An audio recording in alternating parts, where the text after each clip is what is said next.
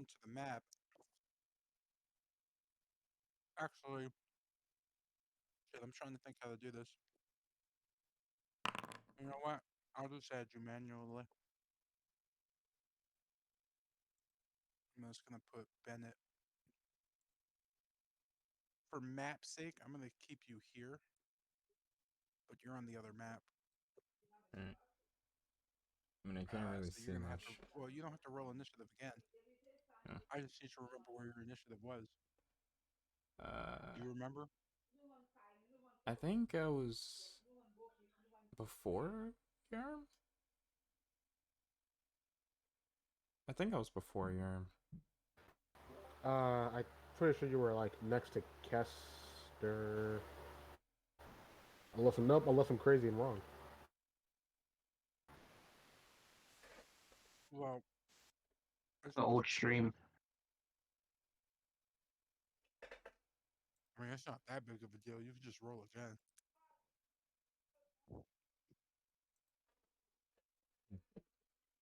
Uh, The only thing that'll change is, yeah, it puts you next to Kester. yeah. It rolls average, I guess. All right.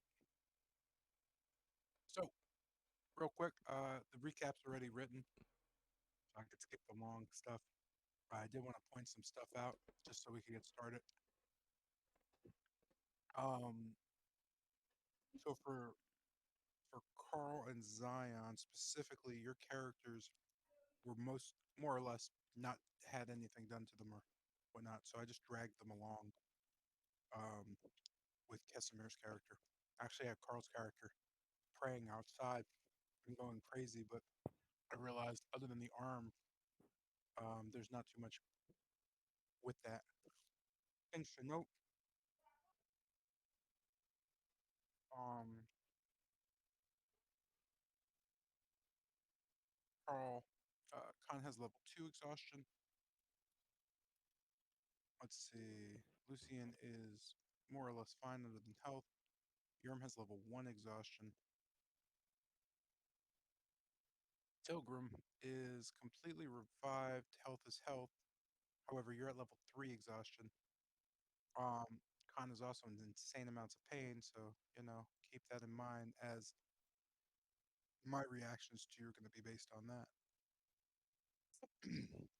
Kester's at level 2 exhaustion and also not doing so great. Mm-hmm. Very much worse for wear. And that was start as, I believe, top of the turn, which would be Isamir, Khan.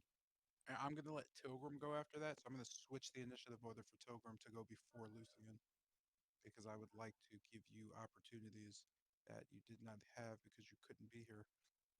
Um, I just want to get those turn orders like that. So I'm going to start with that. So we start in a small room, just kind of a cubby to the west of the entrance of the Amber Temple.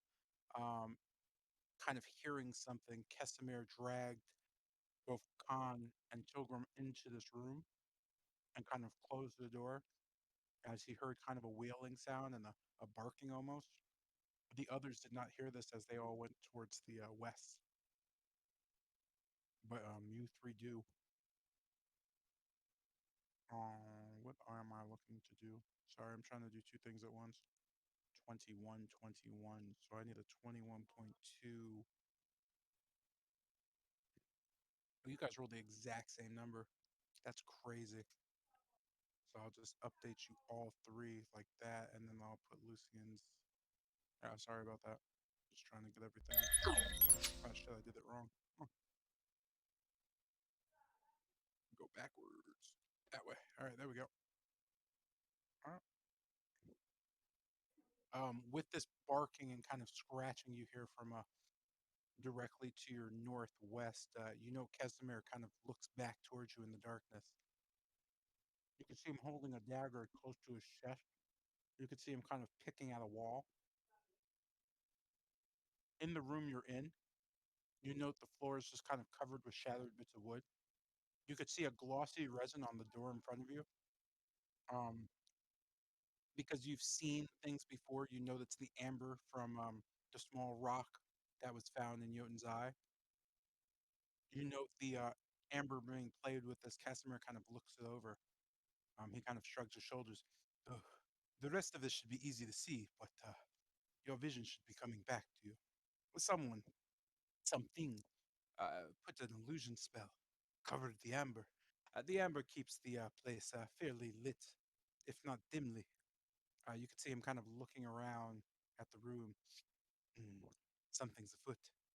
As he's saying this, you could just hear, and well then, I guess we'll just use you for what you're good for. Coming from the west.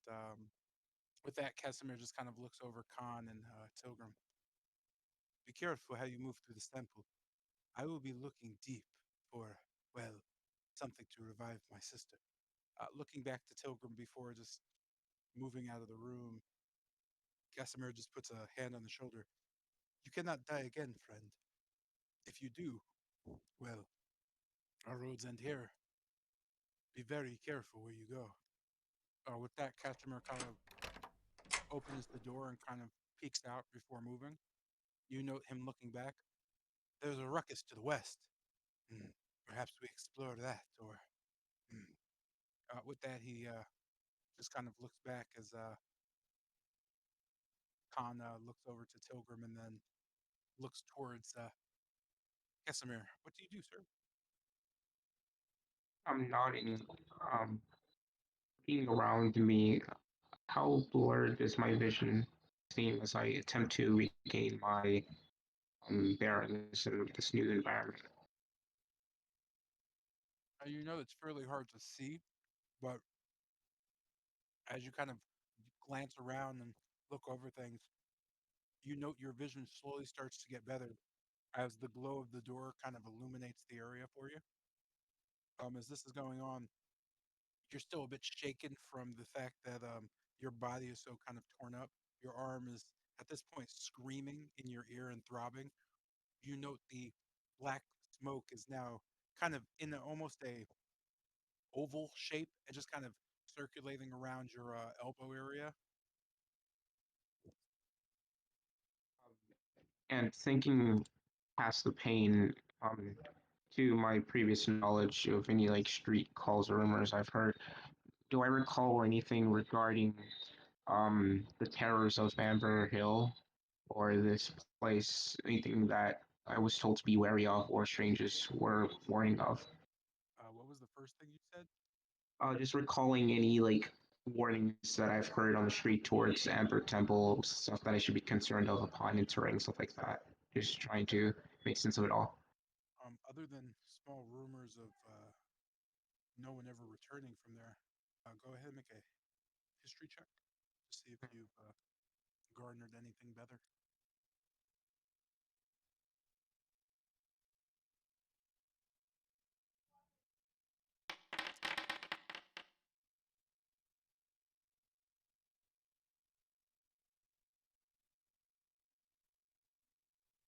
Yeah, you've just heard the whispers of the temple being shrouded in mystery. You're also well aware it's the place that Strahd got his darker powers from. Alright. Um, as my vision is slowly returning, I again glance towards the room. This just seems like a battered old, similarly, I'm guessing storage space based on the wooden scraps I see. Is that an accurate assessment that I can make? To the best of your ability, yeah, it just looks like an old room that just has wood strewn everywhere. And so, what direction is the wailing? To the northwest. West. Okay. Looking directly towards Tilburn, we'll just kind of say, "Hey, I think we should stick together. My head is pounding, and my arm is killing me. Uh, I need to find this client. What do you say?" I'm clenching my teeth through the pain. Yeah, yeah, I don't want to be alone in this temple. Um, Still looking at someone, I just kind of say, with my eyes kind of glistening as it collects better, as I'm collecting better vision from the below, I'll just say, how far, how far can those eyes of yours see? Staring directly towards Stogrum. Uh, pretty far. Uh, how is that? I can see pretty far. All right, let's just speak together then. Upon saying that, I I'm able to see through the front door, correct? You Or are, the yes. narrow crack. Heading closer towards the door, can I make out the surrounding of the door, like outside? Yeah. You have your Um, normal vision, so you can make out whatever you're all needing. right, all right. So limping and stepping out towards the door, waiting on Tilgram. I have just again not to Casimir and taking this time as I try to collect my breath. I'll, I scan the room, turning my head in every direction, looking up towards the ceiling and down towards the ground as I attempt to again regain my bearings. Do I note anything that seemingly can sense danger or can tell me where that wailing is coming from? You already know where the wailing's coming from. It's coming from the northwest. Yeah, northwest. Yeah, Yeah. but outside of that, You know that outside you're standing on what looks to be about a 20-foot wide, large black marble balcony. You know two massive staircases leading towards the south, which is just north of you. Um, you don't note anything out there. Um, Earlier, you're sure you've heard like the sound of yelling and explosions, but you're not sure as you can't see anything that proves that. What you do see is you see a pretty dim light kind of echoing throughout the chamber. The ceiling about 100 feet up with a pretty large arch kind of holding it. And going down the archways, you note everything covered in just this glistening, golden, thick, just amber. You know that on the walls, not none on the floor, but on the walls and the ceiling, and excuse me, just a very thick, strong, dense amber for each of the doors, as they just kind of sit there, ancient, everything covered in dust. Directly to your north, you note some glowing green. You're not really sure what they are, but that they seem to be glowing from walls around you. looking towards Casimir, I'll just again say thank you for it, but may I offer our assistance in helping you with your um, goal? I know that we haven't been the best, but at least we can further your objective. You can see Casimir just kind of slowly nod. Uh, Whether or not you can help me, my objective will be met. You see, I'm not one who needs too much help. I accompanied you here because I thought you strong enough to grant me entry. But now, I'd suggest you keep little Tilcrum alive. Her life is far more important than mine, and yours for that matter. Nodding, you'll just see slews of shadows kind of creep from the corners of the room and hallway as it kind of just slithers up Pon's garments as I prepare pass without trace as soon as Tilgrim steps through that door.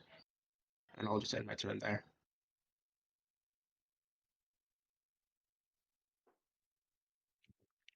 With the echoing of conversation coming from the door, Tilgrim notes that there seems to be a banging against the wall to the north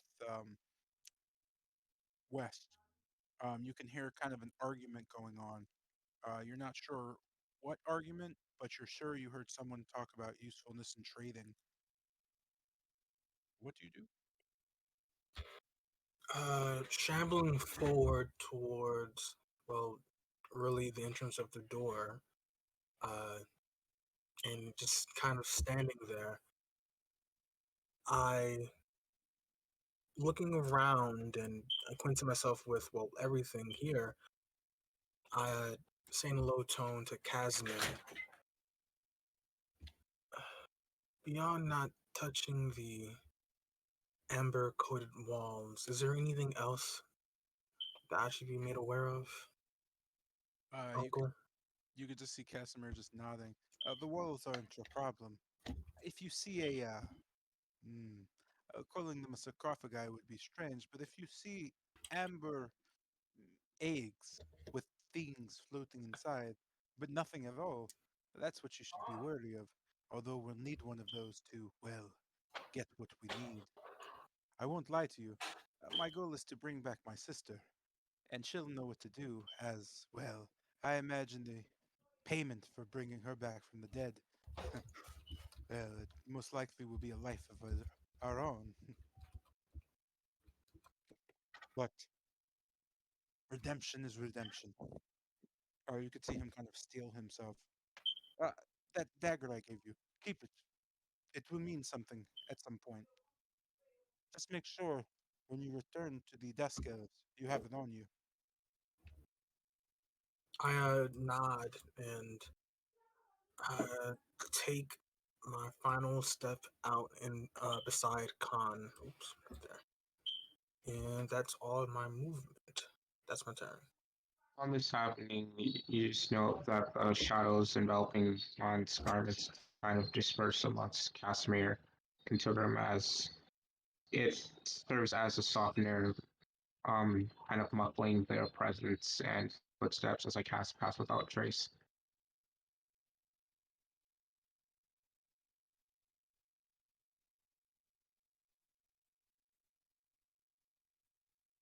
You did that on your turn already, no? I prepped it for Tilgrim passing through the door and standing next to us. Oh, okay. So I'm casting the actual spell now. Okay.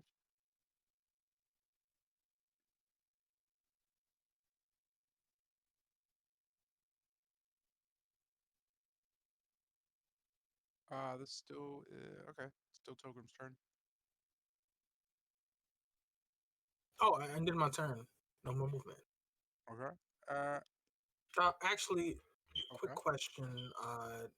When we entered the temple and I was, I guess, following behind Casimir, uh, where is the direction of the entrance? The entrance is directly to your east. East. Yeah, down a hallway going So towards this. the south. Oh, this right here. Okay. Right. Yeah. Okay, gotcha. And I guess in a distance, I see a kind of obscured statue. I'm guessing. Do I make this out at all or no? If you can see it on the screen, then yeah, you do make it out. You see, yeah, very much a statue kind of looming. It seems to be about 40, 50 feet tall, massive, just made out of. It's the only thing you note that is made out of what looks to be just like a white stone marble. It's almost glistening, but as you kind of see it there, a figure fully robed holding its hands together. As you look up at the face, it just kind of blurs. As you continue to look at it again, it makes you uncomfortable to turn away. As you're kind of looking at that, you can see that far below it on the ground, you just make out the images of two figures or a figure and something next to it standing there. You know Bennett as well. Kind of just hold on, let me just get this accurate real quick. Uh, Standing at the foot of the steps. I'm going to take these and move them for you because that would make sense for you. And they should be here. You should be here. There you go. You can note the figures kind of standing there. What looks to be from your depth, Jotun's head just kind of sitting there. It looks like it's looking at the ground. You can see black things, just eight of them in almost kind of four on each side, just sitting there. You note they're coming out of, spilling out of its Jotun's mouth. You can see a figure just kind of petting Jotun's head and looking towards Bennett. Bennett kind of frozen, staring off. You're not sure who the figure is, but you know Bennett kind of just not moving and just kind of staring. You don't know much more than the tension of it. Okay, so it looks like something's about to go down. Not sure what, but something's about to go down. Okay, seeing that, I kind of just pull on. I don't even know what Khan is wearing. I pull on his loose wrappings and just point towards uh, both Bennett's area and the statue.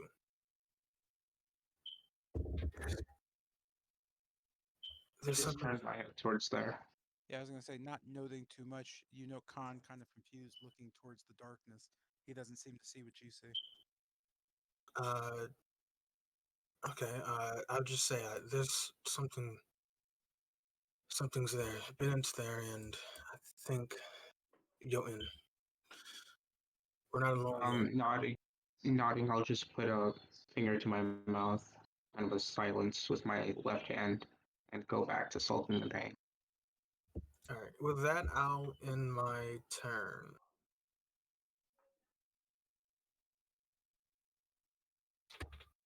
Okie doke. And that's gonna bring us to Lucian. On the other side of the world, more or less, you note that you kind of just sit as you watch these things to the north kind of take aim and notice you. They seem to rush down towards you from the northern door. Through the glow of it, you almost see a figure behind them move slowly past them. You're not really sure what you just saw. It just seemed like a overwhelming shadow crossed across them. You didn't see a figure, but you saw the shadow cross on the ground. The only thing you know is from the distance, there's something bigger behind the flaming skulls. It doesn't seem like it's coming with them, but it certainly is farther to the north. With that, you kind of get a sense that these skulls might not be the worst thing here. What do you do? Oh, I didn't know. You also know Kester leaning up against the door, barely alive at this point. You managing to help him up, Are as well there as, are, oh, I'm sorry, one more part, as well as uh, something snapping to the northeast of you, almost a wall.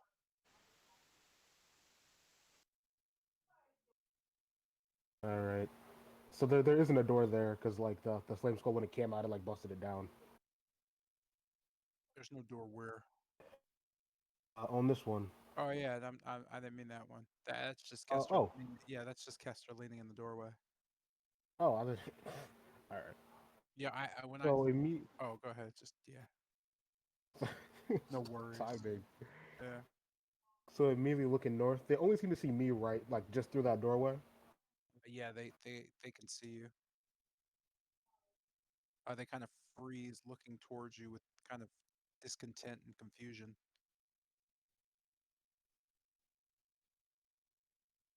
So seeing them kind of focusing on me, I immediately had one spot here.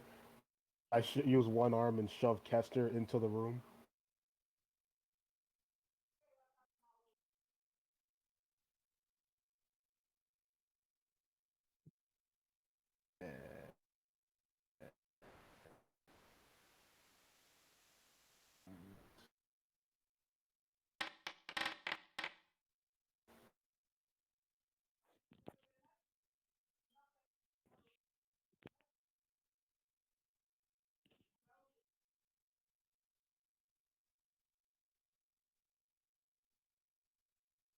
So you're muted. Oh, with that, you push him into the room with one arm. You kind of he goes so easily that you kind of fall next to him with a bit of momentum. You both seem to be a bit out of the view of the creatures now. And then I'm gonna. Okay, that was 5 minutes. So immediately seeing Kester get into the room, I'll head back. Where I handle that movement better. 10, 20, 25. And I see like a whole room open up here. It's like a hole in the wall. Yeah, you know, it's not a hole. It's a pretty clean kind of. It almost looks like you didn't see the mechanic, but it just looks like a door of stone just like kind of vanished. It's a perfectly It looks man-made, so you certainly know that's a hidden door in the temple. As you can glance through, you see a room with what looks to be strange slots in the wall. You're not really sure from where you're standing what exactly the slots are, but you notice that there's amber, kind of what looks like small amber, almost cubby kind of lids locking on each of them. But the amber is kind of translucent enough where you can see through it, and you note that they just look like they are used to house something. You're not really sure. From your angle, you count one, two, three, four, five of them, and maybe more. But again, you're not entirely sure as the flaming skulls bickering above you seem to take most of your attention. All right, and just getting a kind of clue on how they see me do that one slit. To them, it looked like I ran this way and ran right this way, right? Yeah, That's what I could assume. yeah, they just kind of followed your movement. And from this point, I'll cast Minor Illusion and create an image of me that seems to be running from uh, from my position up and past this doorway before it disappears around here.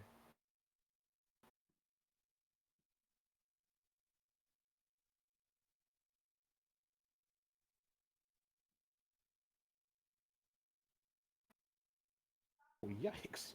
Holy shit! I didn't see him there. It looks like a mirror of. It looked like I just ran again and ran out of that doorway, and I'm just gonna slip right into this room over here.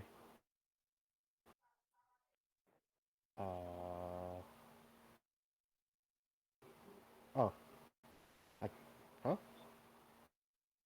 Wall? Okay. Sure, I count that right.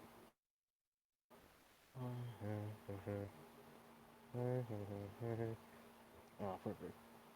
Uh, okay. And right here, with my back cleanly up against the wall, as I just kind of kneel down a bit and just try to stay as silent as possible. And I end my turn.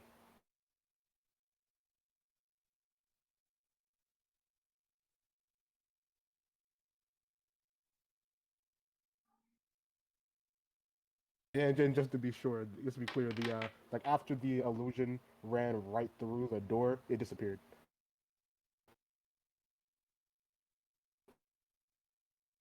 Also, you're muted. Oh, okay, cool. You know, in the distance, you can all hear Yerm cry out as blood slowly drips out of him.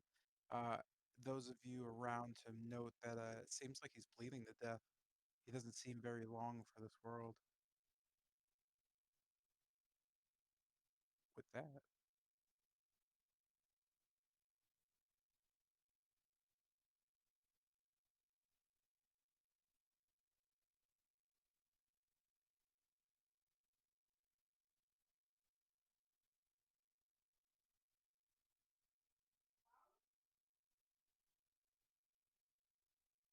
as Bennett kind of stands at the bottom of the floor, kind of looking towards Rahadin standing in the distance, you note from above you can see in front of the statue's hands where it's kind of just folded out, both hands kind of pointing index fingers out, a ball of flame starts to gather between them. As it slowly grows brighter and brighter, you could see it fire towards the southwest of you as it goes clean above the balcony. I need con. Oh, actually, no. What do I got? Yeah, go ahead and roll stealth checks. I need con and Tilgrim. All right. And I need, Stealth. yep, stealth. Okay. Quick question: does this count as Plus 10, so I rolled a 20. stony? Wait, let me read it right. I'm just gonna open up Features. the public real quick. Does this count as a rocky terrain since it's like stone? No, it's a flat marble Gotcha. floor. Yeah, yeah, you do have disadvantage, but you do get the plus is 10.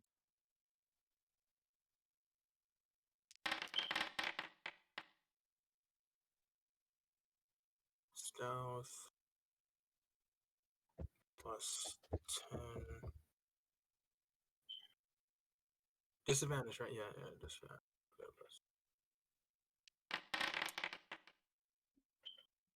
Okay. So with that, you note a ball of fire just kind of rips through the sky. Right above you, just kind of explodes. You note whatever fired from Khan can't see it, but for Tilgrim, as you look up, you note the fire kind of soaring from the hands of the statue. You're not sure as you look at the statue; it just seems lifeless as you see the figure beneath it and Bennett kind of in a staring contest. Wait, What? towards the statue? What do you mean? The fire skull. Towards the statue. Not what I said at all. No. Again, you'll note the fireball that hit above you and exploded seemed to have come a trail leading from the statue.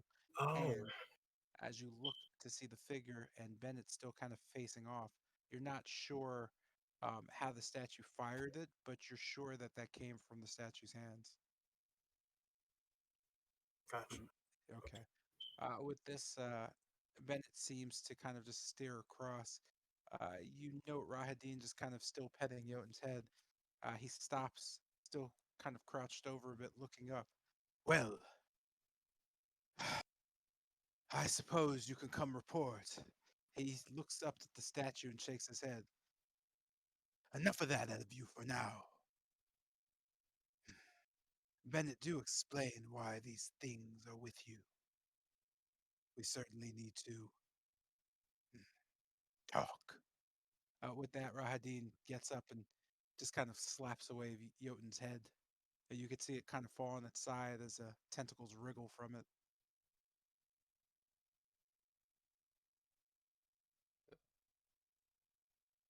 Uh, I'll just start walking towards him, and right around here, I'm going to just pause for a second and reach to the back of my mask, kind of taking it off. Uh, just letting the letting a bunch of hair down, and as I lift my head back up, my eyes are blood red as I just stare off towards him.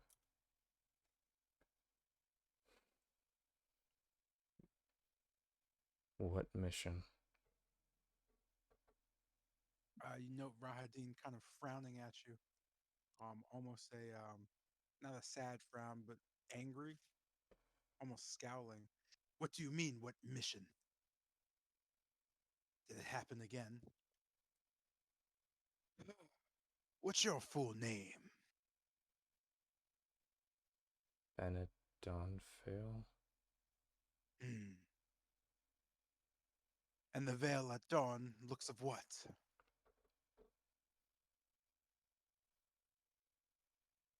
You just see Bennett tilt his head in utter confusion. Hmm. I thought so.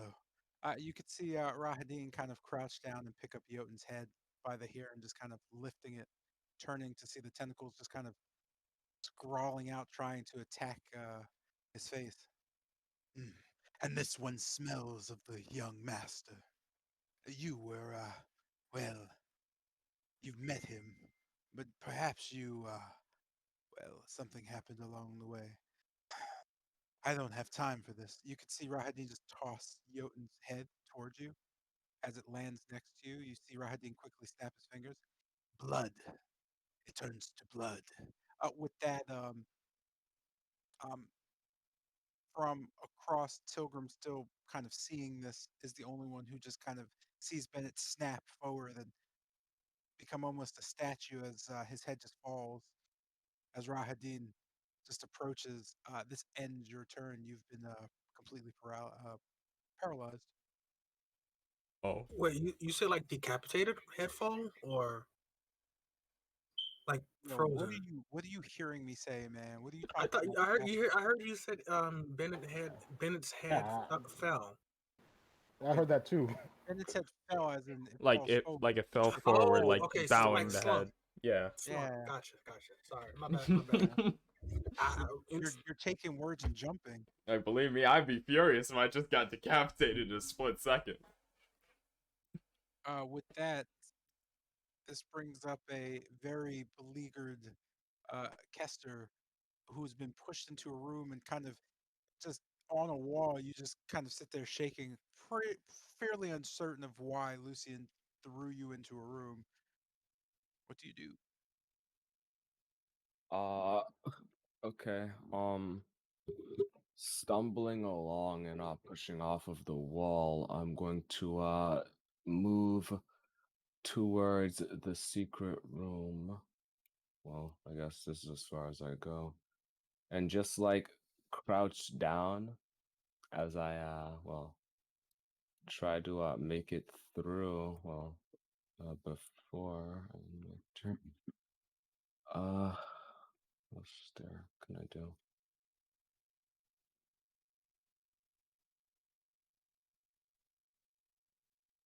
Using a bit of cloth, I try to bandage my wounds as best as I can from here.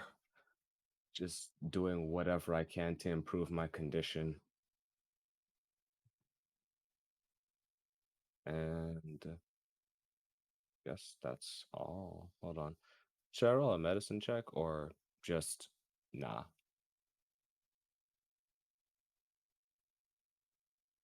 I also can't hear you. Oh, for what exactly? I'm trying to bandage my wounds and improve my condition. Oh, unless you have like healing or something, that's not actually gonna Healing specifically? Alright, I see. In Yeah, that case, I'm coming up medicine empty on check. that. Yeah, medicine check was just used for medical things. Okay, I'm going to gather up a uh a few wood planks that seem burnable. And yeah. And then I'm going to try to continue making my way into the room. And that's all I got. Okay.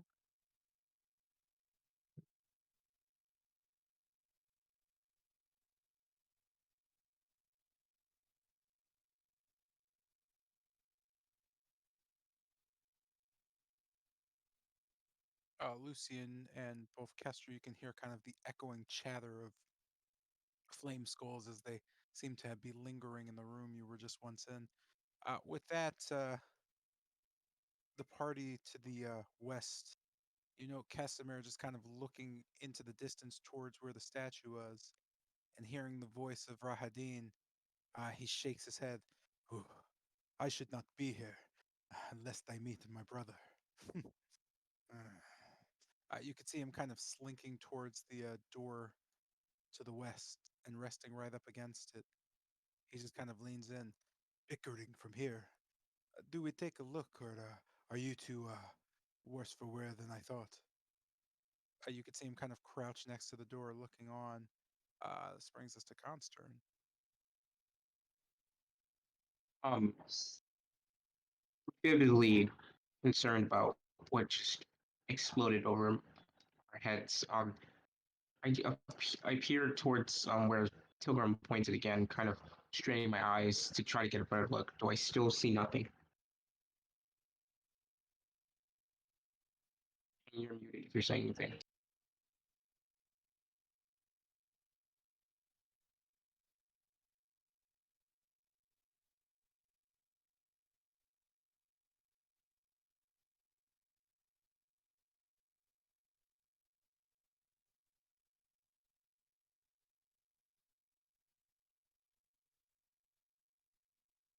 Still muted.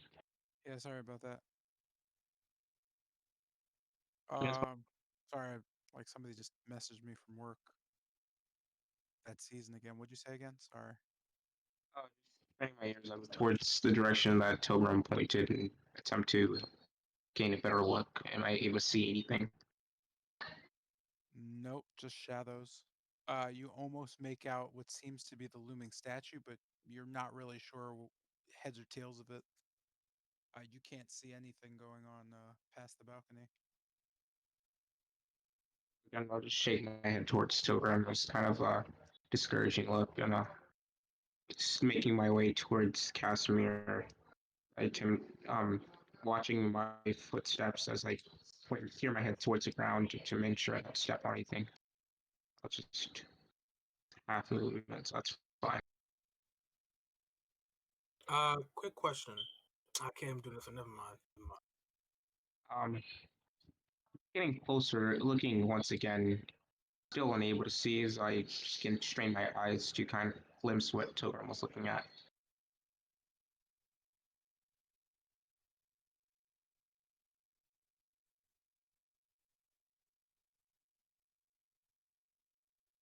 Again, noting from your position moving forward, you still don't really see anything. Just the looming darkness of the floor below you. You know that to be far enough away that the gleaming of the amber doesn't seem to reach it. You can make out strange green glowing things coming from the north of you. It seems to be slits in the wall that they're extruding a glow from. Okay. Um, in response to Casimir's general response, I'll just put up my left hand up with a thumbs up, kind of shaking, kind of visible pain as I look onward. Looking down towards the staircase, does it seem safe to descend, or can I tell that it's been wired with anything?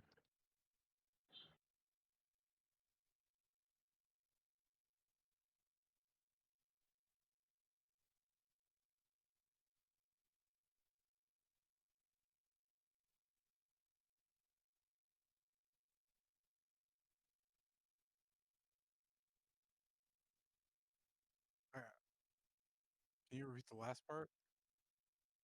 I'm just peering down towards or down the staircase, and I'm wondering if it's, or I'm looking to see if it's been booby trapped or if it's safe to cross in my perspective. I'm just Uh, analyzing it for straps. so looking at the steps, you don't know anything other than the again, they just seem to be black, solid marble stairs. There doesn't seem to be anything kind of at all with them, on them. They seem fairly old, just dusty. And looking again in all directions, I still know the same things that I did, correct? Like nothing out of the ordinary as I look towards my north, south, east, and west. You still know everything that you know that before.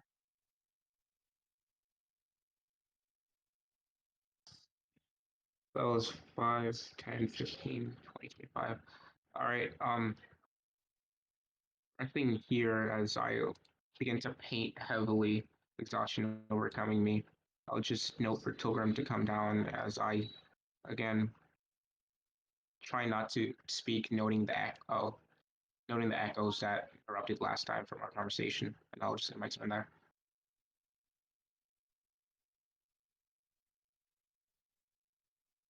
Okay. This brings us to Tilgrim's turn. Eyes wide and shocked at what I just saw, and not really even noticing that a Khan was walking forward until he stopped. I rushed forward in I guess, a bit of a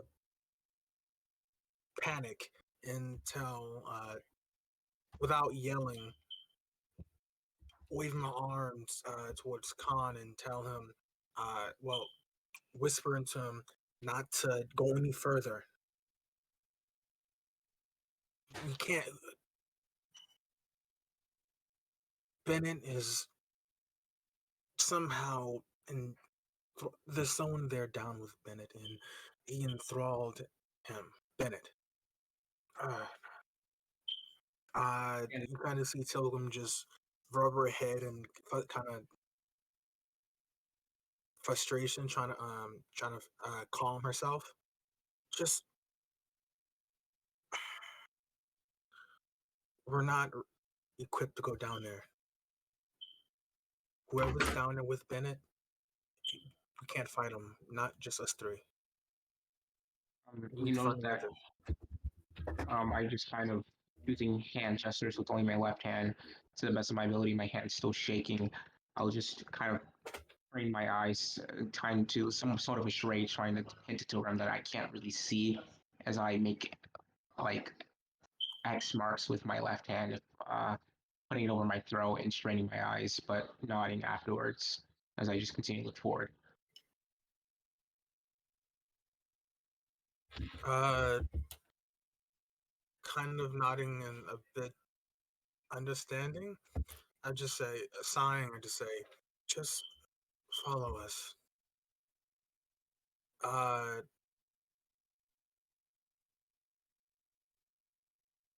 Mountain.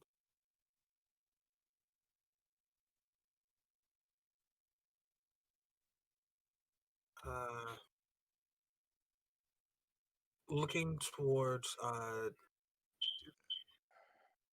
Khan, I say, can you, Khan, just, you probably can't see him, but this is Yerm, right? I'm being sure, certain, right? This is Yerm. I'm sure where. Yeah, that's Yerm laying in the corner, bleeding all over the ground. Yes, that is Yerm. Okay, and Khan is walking with a limp, right? Yeah, Like Khan. not as fast as he normally would. Yeah, Khan should be walking, gripping his arm, which is on fire all the time now. Ah, okay. So he's too okay. Uh, looking towards Jorm with kind of a word expression, then to Khan, I say, just don't go where you can't see. Just wait on me, okay? And I kind of just look worried towards Yerm's direction. I see this as well. The green light do through the door, right? You do, yeah. Um, kind of put off by that, I just turn back to the door in front of us. Uh, that's an action. Okay. Yeah, that's my turn, I guess. Wait, I moved from. Yeah, that's my turn. That's 10. That's 10 feet. Okay. With that, we go back to Lucian. You note from the room you can hear again the creatures. You don't note that they've bothered you, but you can hear them chattering outside. So just looking straight upwards. What's the ceiling like? Any like amber or anything like that? And There's no also how tall is it? there's no amber in the room other than the kind of cases you note to your south. It's about 20 feet up the ceiling. Um, it's just kind of dark enough where you note same thing. It's very clean, same black marble, same as the floor. The room doesn't seem to be very touched or moved. The only things in it again are strange kind of amber coated, what look like just small. I'm trying to figure out the words to explain it. Just kind of small cylindrical tubes almost slid into the walls. Mm. And just taking out my mirror from my side and just kind of angling it to look out the door. Which way are like the skulls looking? They all seem to be steering off towards the door proper, looking towards where the illusion ran off to.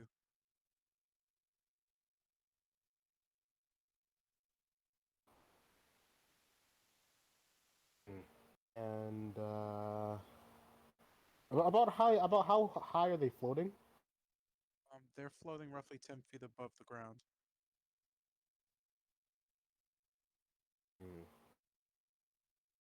All right. So using the boots, I'm gonna fly straight upwards, slowly and quietly, up to the 20-foot ceiling, up to the corner round. Well, I don't want to like eat anything I'm not supposed to, but like just 20 feet upwards into like this corner, with like my back up against the corner here.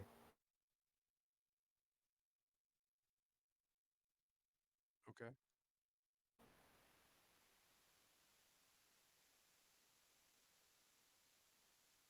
So that would be, yeah. Oops, that's my fault. So you're flying, you said 20 feet? Just note so I know. I'm just like up near the ceiling, back against the corner on the side where the entrance is.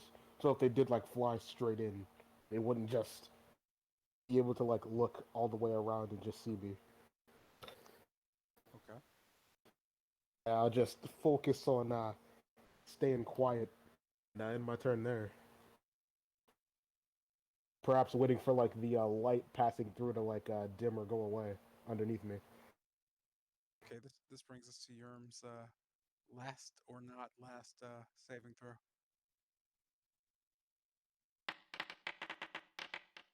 And he saves. You're two for two now. You note Yerm kind of whimper. It echoes slightly throughout the hall. Uh, yes, that's pretty much. The other flame skulls note the sound as well as they kind of just whip themselves along, trying to figure out exactly what was happening. As Pilgrim notably kind of surveys the area, you note the statue has fallen quite silent. You overheard the gruff voice saying something, but you're not sure what's occurred. With this, Rahadin just kind of stands before Bennett and Jotun, both just kind of sitting there, not doing too much, as he just kind of nods his head slowly. Um, no one is close enough to hear what he's saying. He seems to be speaking to Bennett. Um, Tilgrim, you note kind of from where you're at, him just leaning towards Bennett's shoulder and just whispering something towards the air. You can't make out the words, but you don't notice Bennett moving at all. With this, brings us to Kester's turn. You find yourself limping along, holding some wood, and from where you're at, you note the glow of green coming from the arrow slits to your west. What do you do? Mhm. All right, so I'm going to crouch down. Well, I already did that. I'm going to just kind of crawl into the whoa, crawl into the room and around the corner. What's going on here? You note as you look into the room proper, uh, you note to your north, slumped in the corner, seems to be a dead. Well, it looks to just be a skeleton wrapped in a blue robe. It seems to be clutching a wand close to its chest. The robe at the bottom is tattered and seems to burn almost from a blue into a black, and then somewhat. You're noting it almost looks like the fabric on the bottom changes, but green. The green is fairly muted, and there it seems to be unmolested, no dirt. It just seems clean, but the rest of the robe is just old and just dirty. You notice the wand kind of just sitting there as you kind of glance around everywhere else. Uh, okay. Um, so taking to this room, I probably don't want to start a fire in here. but just getting a little closer to the wand, I try to inspect it before touching it. It doesn't just look like an average wand, nothing special. You don't note anything in particular about it. Upon first glance, it just seems to be a incredibly well crafted wooden wand. It seems almost artisan and delicate. It seems to be crafted from what looks like just a very pretty emerald colored piece of wood. You're not sure what kind. It's very dark and rich. It doesn't give off anything of otherworldly. You're just not sure you've ever seen something crafted so well before. All right, yoink. I'm taking that. Yeah, I kind of like take it and put it in the bag. You note you have a what is this? Yeah, you note you've found yourself a strange wand. Strange wand. Ooh. And I also put the wood planks into the bag. And inspecting the robe's ending further, so the entire robe is just burnt and dirty, but the bottom is still new. Uh, it looks to be. It's for about 2 or 3 inches of the robe. It just kind of the burn kind of fades into this green color. It's almost a black, but even in the darkness, you can make out that green tint. It kind of fills you with a familiar feeling, but you're not exactly sure why. The same goes for the rod. You're not exactly sure, but for some reason, in the back of your mind, you immediately don't want to have it in your possession. Oh, I don't want to have it in my possession. Okay. You're just kind of there's something about it that makes you uncomfortable. A weird familiarity. Mm. Well, if it's familiar, then there's someone who can tell me what it is.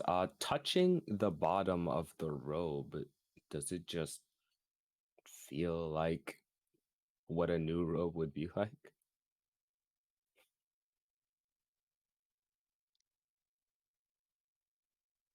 Hmm? Sorry. Uh, you're not really sure. The fabric to you feels fairly alien, Oh, cold.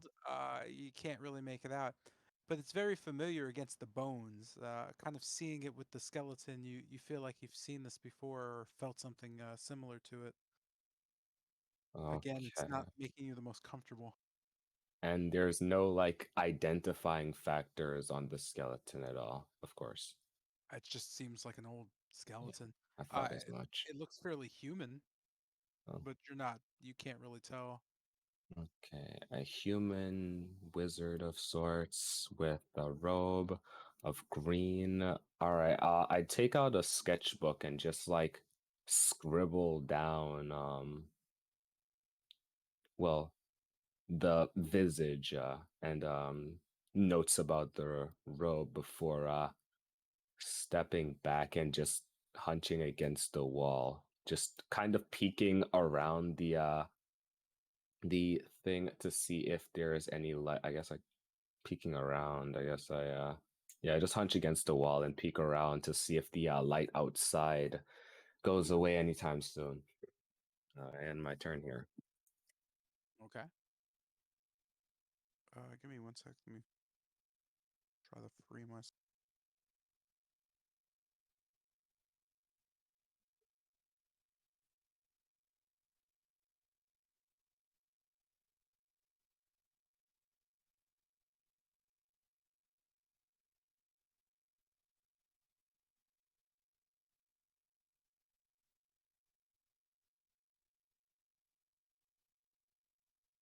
All right.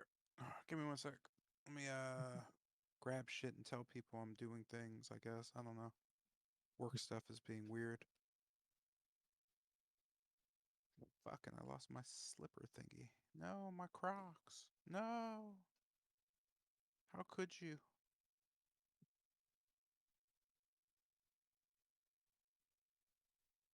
All that's just to get up and grab this goddamn thing. Be right back. Mhm. So, folks, in this midway this little time we have. What do you all think?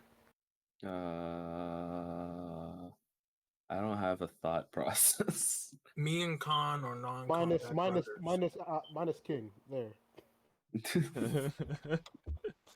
I mean, you set yourself up. What were you saying, Zion? Me and Khan are going to be non-combat brothers. Understandable. Would that be siblings? You know what I mean. Yeah. Understandable. You guys are kind of getting trashed. Yeah. Wait, how many can I send out? 6. Okay. No, wait. We can send out 6 fireballs. 6. No. I think wizards were broken. Wait. Not yet. Wait. 5th level. There we go. Okay. So how many is that? But yeah, shit. God damn it. I have no idea what to do with you, Bennett. I'm sorry. Yeah, same here. I have My no. Yeah, boss Bennett getting is fine kind of. too. I'm trying. Dog, I'm just trying Yo, to dodge yo. these flame skulls. I didn't realize that Yeah. Jeremiah was there. He was behind the door. Oh man, that's Dang, crazy. man. That's twice now. That's twice. I didn't realize you were there. I I mean, was looking like every time like Is the that a vision thing? widened. Oh, whoops! What? Do you? Hmm? Oh no, I was gonna say, do you feel like you didn't know Jeremiah was there because his presence is almost too stealthy, or did you not notice? Oh no! I actually Easy. no because it's been like 4 or 5 days, and then I knew he was somewhere there, so I wasn't sure about going through with it. So Oh, when I okay. went upwards and I got more vision, I'm like, okay, he's not there. I'm not sure where he is. And then when the clone got over there, I saw him behind the door. I'm like, oh shit! If he comes back, he's gonna get attacked by the skull. Good guy logistics. That's the best part. yeah. He was behind the door. I couldn't see him. I slid him into what I thought was the safest place, but hey, attention diverted there. I just didn't realize he was there. Like, oh shit! Like, yo, man, this is gonna work out. I got Kester hidden away. I found a place to hide. It's all. And then the clone moves. Jeremiah's there. Oh shit! Planning. All right. This brings us to yeah, our favorite, the green Scully Skull's turn. Mr. Skullman, where are you? You would be going 5, 10, 15, 20, 25, 30. Um, those of you sneakily hiding towards the west note the sounds of creeping flaming skulls to the east, almost surrounding and lighting up the body of Yerm. You note, pardon, it doesn't seem like Yern has much time remaining. If anything, it seems more than anything, he'll just fade away. What with the flame skulls hovering about, they don't notice the body. You're not sure if they are just unaware of it or seeing dead things just kind of negates it. They also don't seem to be too bothered by the steps, as they seem to be looking around just around the corridor, not the steps or anything else, just by the door. With this, you know Casimir leaning against the wall. Well, I can't go down there. I'm going to head west into the room. Whatever is behind here, well, it should be less dangerous than what's down there. Kind of looking towards Khan, you could see Casimir just just shaking his head slowly. I wouldn't suggest going down there. Not much you can do for your friend. Whatever Ahadin is doing to him, Bennett is not himself. With that, you could see him readying his dagger and readying to open the door. This brings us to Khan's turn. I'm nodding and seeing that Casimir is ready to open door. I'll begin to position myself. Um, let's see. Just move away from the stairway. Taking note of Bennett, I guess confirmed, and probably Dean. I'll just move those 5, 10, 15, 20, 25. You know, 5, 10, 15, 20. Jesus, that sucks. Readying a quiver arrow in my hand for um looking towards Casimir. I'll just kind of whisper, Understood, but what exactly is through that door, if you know? Kind of clenching my teeth. You could see Casimir shaking his head. No clue. Seems like someone arguing, but the voices don't seem monstrous. And that thing down there, he is. I'd rather not stay here and watch him tear apart Bennett. You note his voice seeming fairly grim. Noting that, I just hold the quiver. Wait, hold on. No, scratch that. I'll just hold the dagger in my hand to prepare as I end my turn there, out of movement again, breathing heavily, trying to create my breath from the exhaustion. Could you repeat that? My sound kind of went out for a second there. Oh, I'll, I just have a dagger in my hand and I'm breathing, trying to collect my breathing from the exhaustion and the pain in my right hand as Oh, I okay. wait Casimir open the door. All right. With this, Casimir kind of looks towards Tilgrim. You could see him pressing his hand against the door. After you, little friend. I have your back, so there's no need to worry about most things. However, you could see him kind of nod to you. Not sure about your friend. He kind of nods towards Khan. He doesn't seem like he's up for a fight. What do you think we should be doing?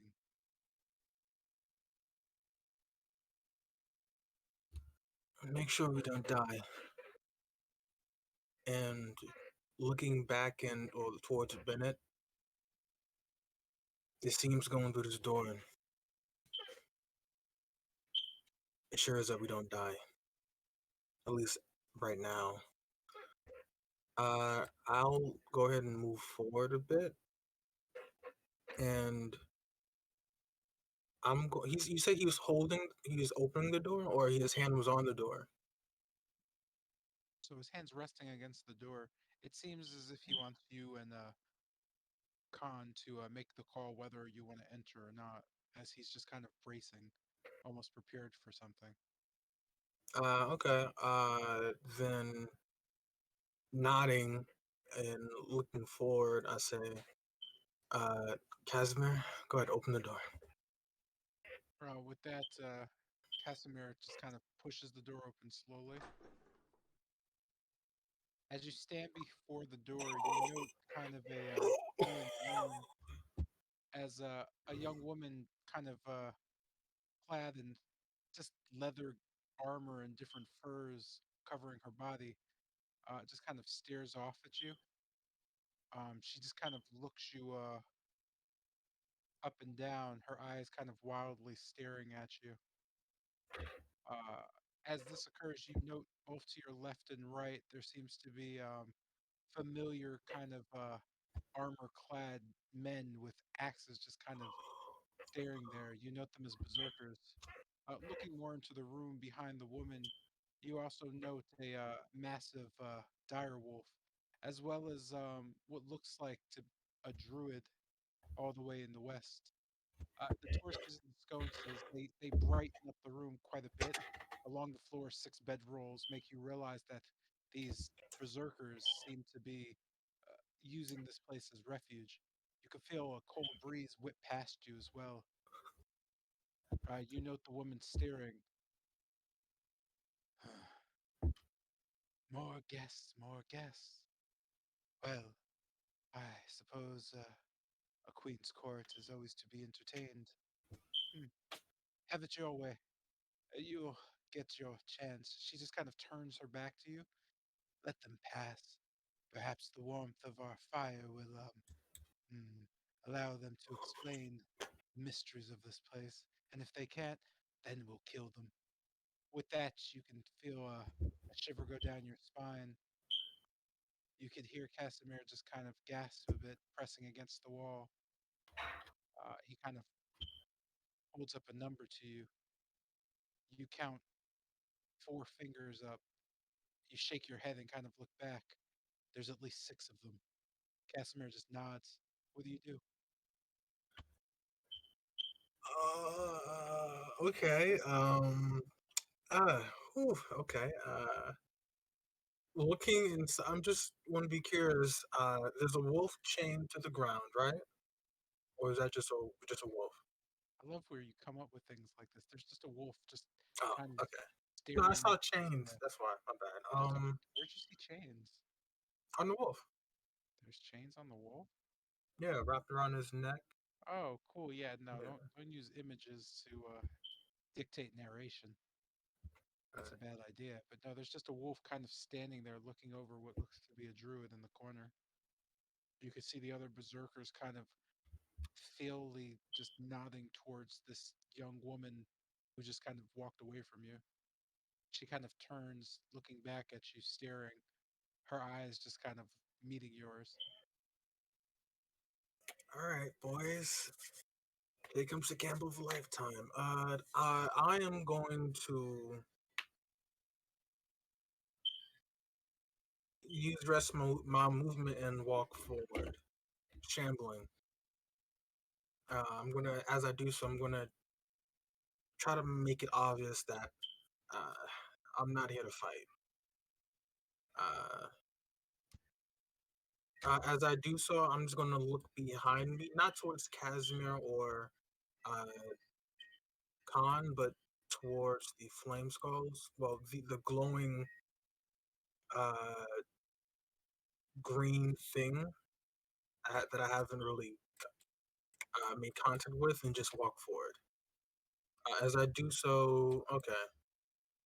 Do I recognize anyone? Like, have I seen anyone here before? You have not know. Okay, that's good. Good, good. Um, and this is a cracking wall, right? From your location, you can note that it does seem to be a fissure. Yeah, you could feel the breeze kind of blowing through it. You note the pale wolf pelted covered man next to it kind of shiver a bit as it blows past him and the wolf. Okay, and yeah, that's all my movement. And as an action, no, well,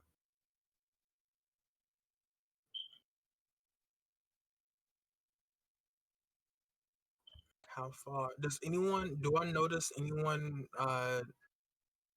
wielding any ranged weaponry? Well, a matter of fact, better question: do they all seem tired, like ready for fighting? I guess would be the like in tip top form. They seem to be at the height of anxiety, kind of all of them weapons drawn, staring at you. You can note that each of them is looking over just past you and down the stock. You're not sure what their eyesight is, but it seems like they have a fair estimation of at least you. You're not sure if they could see very well into the shadows, but as you've made yourself known, they're all kind of locked on you. Okay, Um, you note the young woman standing out, especially as you can almost see her looking past you. You're not sure what she's looking at, but you're almost certain she's looking at Khan. The rest kind of don't seem to have that kind of focus. The wolf not being turned towards you at all. You note the man in the corner just kind of standing there, almost bored looking, just kind of looking on. You're not sure if he's with them or not, as the wolf seems fairly drawn to him. okay.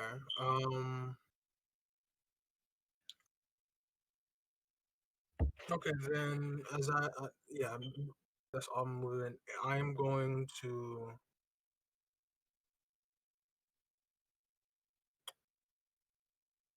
just a quick clarification.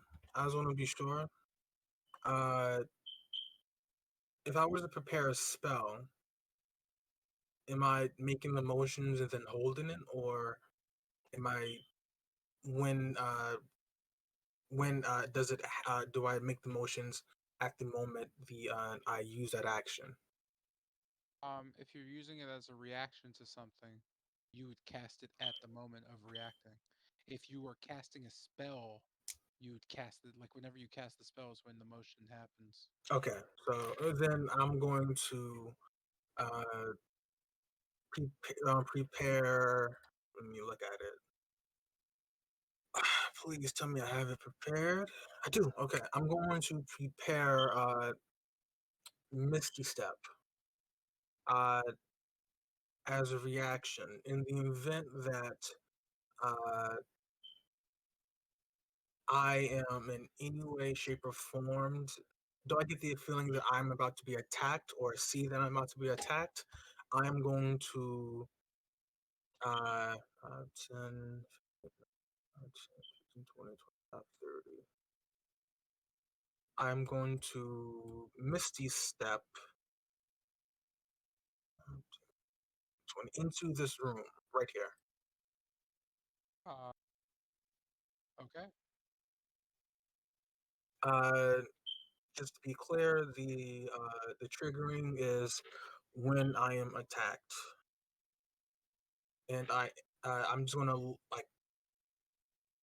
So I'm stepping into the room, looking around, and clearly showing that I'm not here to fight and I'm no threat at all. And that's my turn.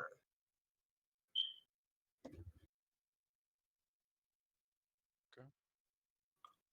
This brings us back to a floating Lucian who is just hovering there 20 feet up. You note the sound of silence now, but you can hear Yerm's voice kind of creak and cry out, growing weaker by the second. You also note kind of an echoey commotion coming from the west. You can hear kind of bustling through the doorway where you're at, just kind of a shouting of a woman's voice. You almost think you hear Tilgrim as well, but you're not sure. What do you do?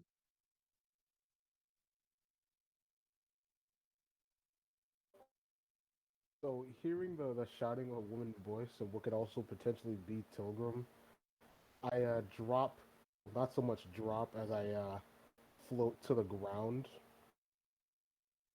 and once again back to this wall here, and just using my mirror once more to get an exact read on the flame skull.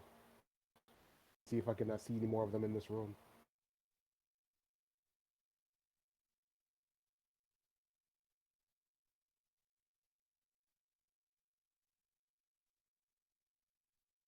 You're muted. Oh, sorry. You only get the glimpse of one of them.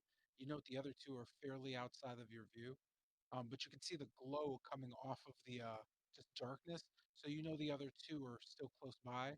It seems one is right next to the one you can see, and the other seems to be south of it, just because the glow seems a little more faint from that direction. You can't really hear them chattering as the voices have kind of overcome that, and you aren't really sure where Kester's gone off to. As you note, he's doesn't seem as you kind of move your mirror around to be anywhere or hasn't come out of the room yet.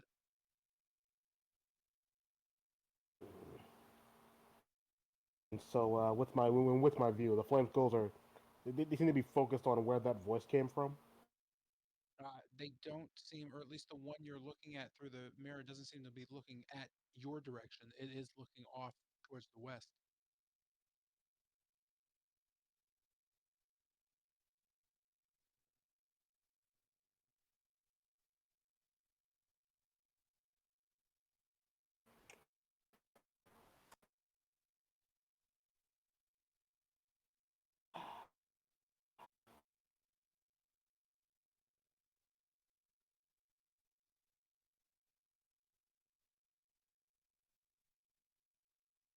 All right, tough stuff.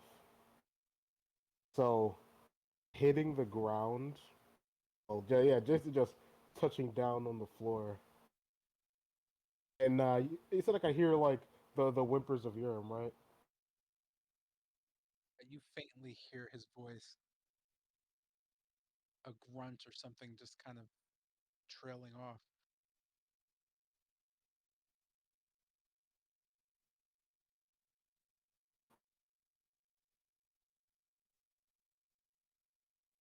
All right, so I'll take from the room 1,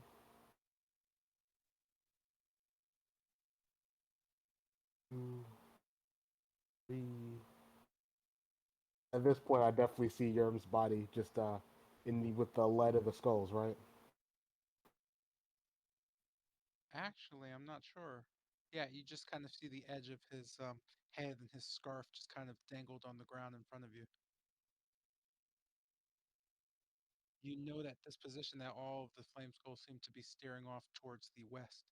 They seem to be just kind of to each other every now and then. And and what can I see of Yerm's condition? From your position, nothing really. You know that doesn't seem like his body is moving. You do notice next to his scarf, not touching it, but just kind of alongside it, is a small pool of blood that's slowly pooling out towards you. You can only imagine it's coming from him. And upon seeing that, without regard for the slave's goals, I dash. 10, 15. Just burst out of the door to grab Yerm.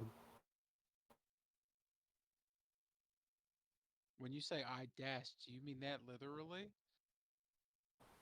Yeah, no, no movement could make it there otherwise. Okay. You you can't grab Yerm then.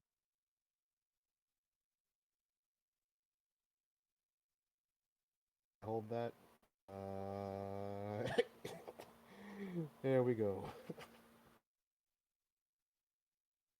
And I go to grab Yerm. Oh wait, do you have action surge? Or and not? Do you have two actions? I can't remember if it's you or Jeanette that has that.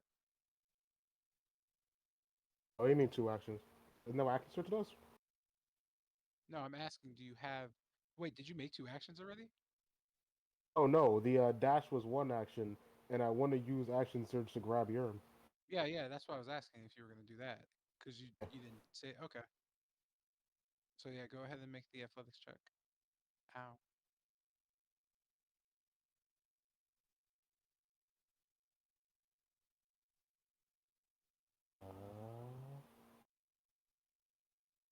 God, where is?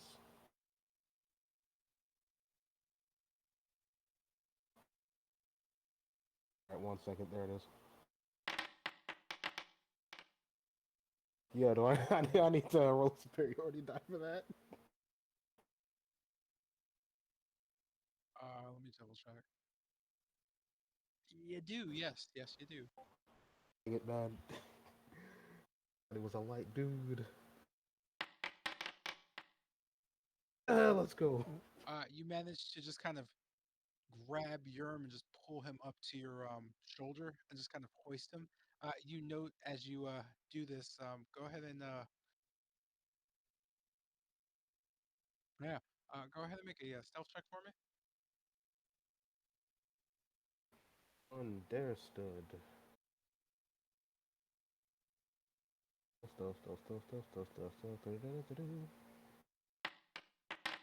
Because as I prepare to dive back into the oh fuck me.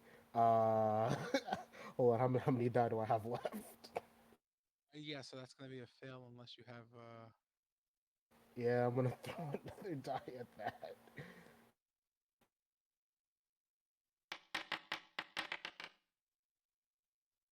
So 14. yeah, so you managed to grab Yerm and not alert any of the flaming skulls. You have the rest of what you can do, really. And using the rest of my movement, I'm gonna slip back into the room past the door and say just about here. Just have Yerm on my side, and would I be able to try to hold his wounds and attempt to bandage and get him back up? I mean, not really, no. Uh, so for what will I have left? Will I be able to just try to put pressure on his wounds to just help him with getting up since I don't have much time?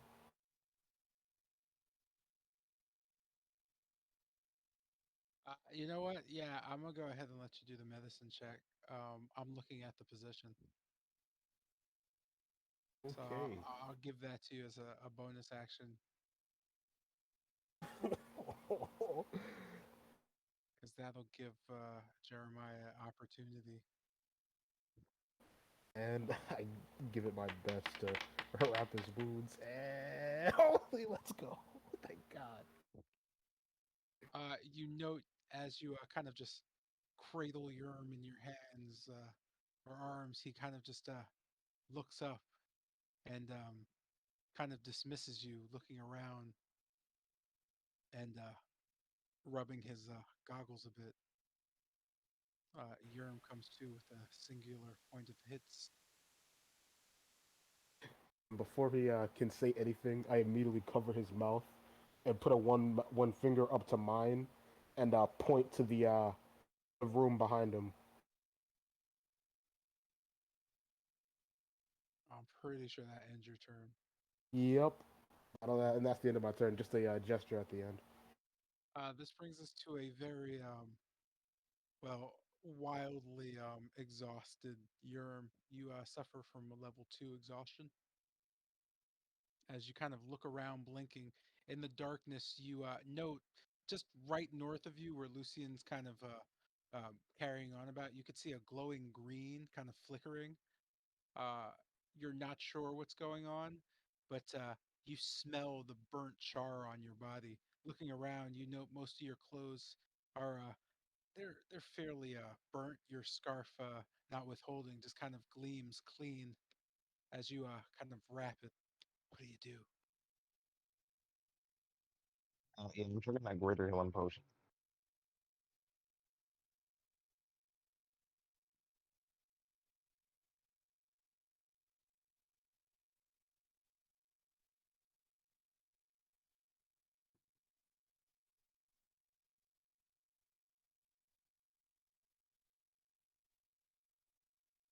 Be able to perform B2B OP.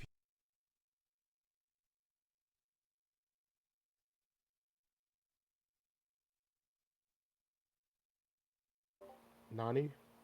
Yeah, I was waiting for what I, happened. I didn't hear. I didn't hear a word you said. Um, Jeremiah, I'm not sure what's happening. You're trying to roll this, or did something happen in Foundry? I was trying to roll it and then accidentally typed it by accident. Um, did you try your inventory to just like use the item? It doesn't. I tried that. Oh, it didn't work here. Slash R and then roll the 44. Yeah, just click it or let me know because I'm always wondering if these things are working or not. Can you at least hit Yeah. the healing button? No. Okay, I'll just click that too then. Rolly rolls.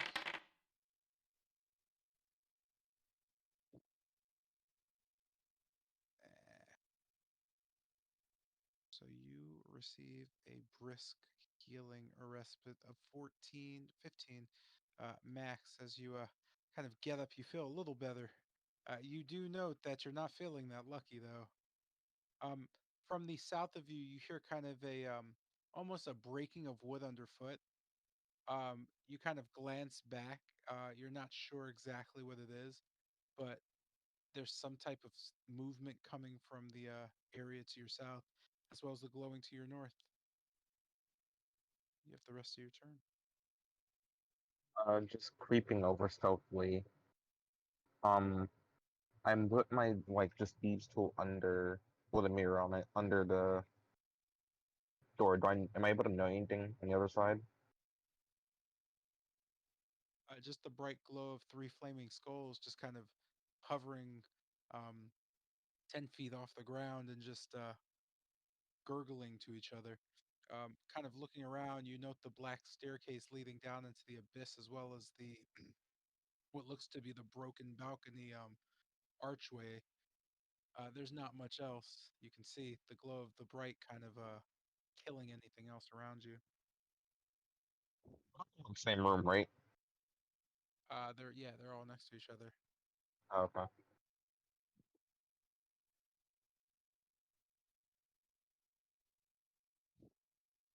Looking over Lucy and just going over. Um,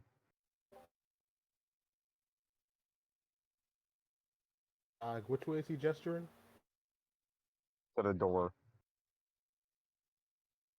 I give him a thumbs up and make a sort of K shape with my hands, and then I make a gesture as if have a mask on.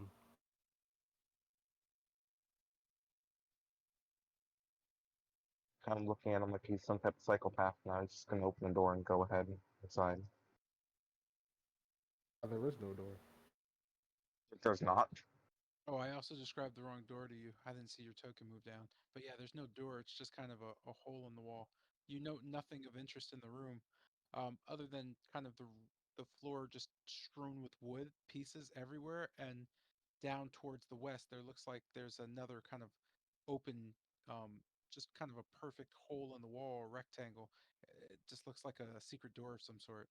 You could hear just kind of a rustling coming from beyond it.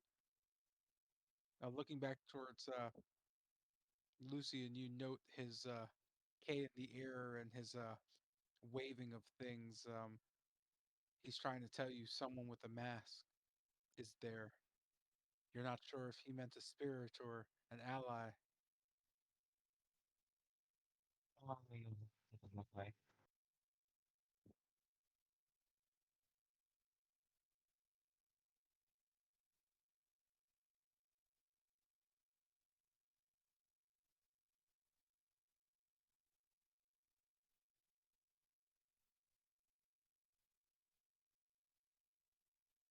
Looking at the walls, how thick do they seem to be? You're not really certain. They just seem to be of fairly black marble. Yeah, you can't really decipher thickness or anything of the sort.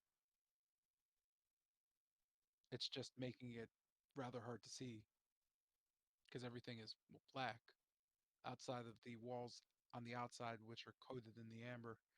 Everything else is just very much dismal.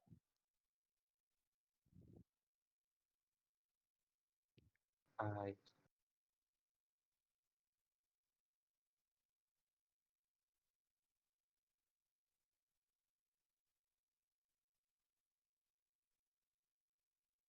uh, I was gonna say, fuck.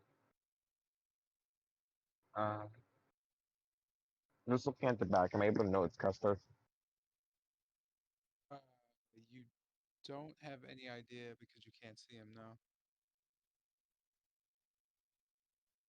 Oh, okay. Oh, that's kind of tapped on his back then. You are not in the same room as him. Wait, then who's in front of me? Yeah, that's the wall thing. So there you go. That's what it would be like. Oh, okay. Never mind then. I'm just gonna end my turn there. Okay.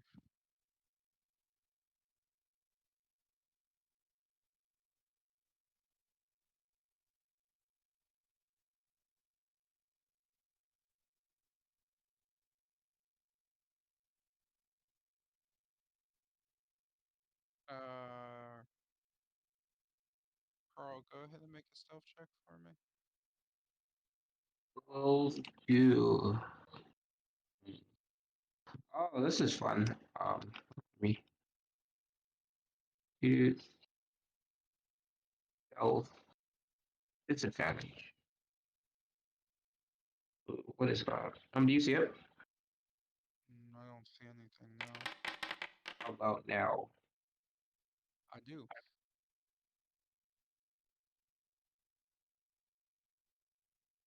All right, cool.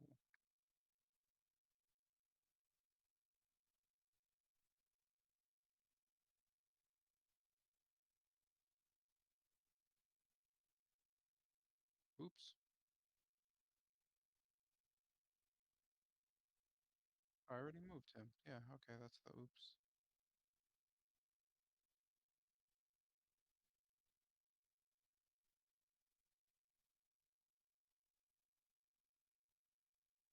Gee whiz.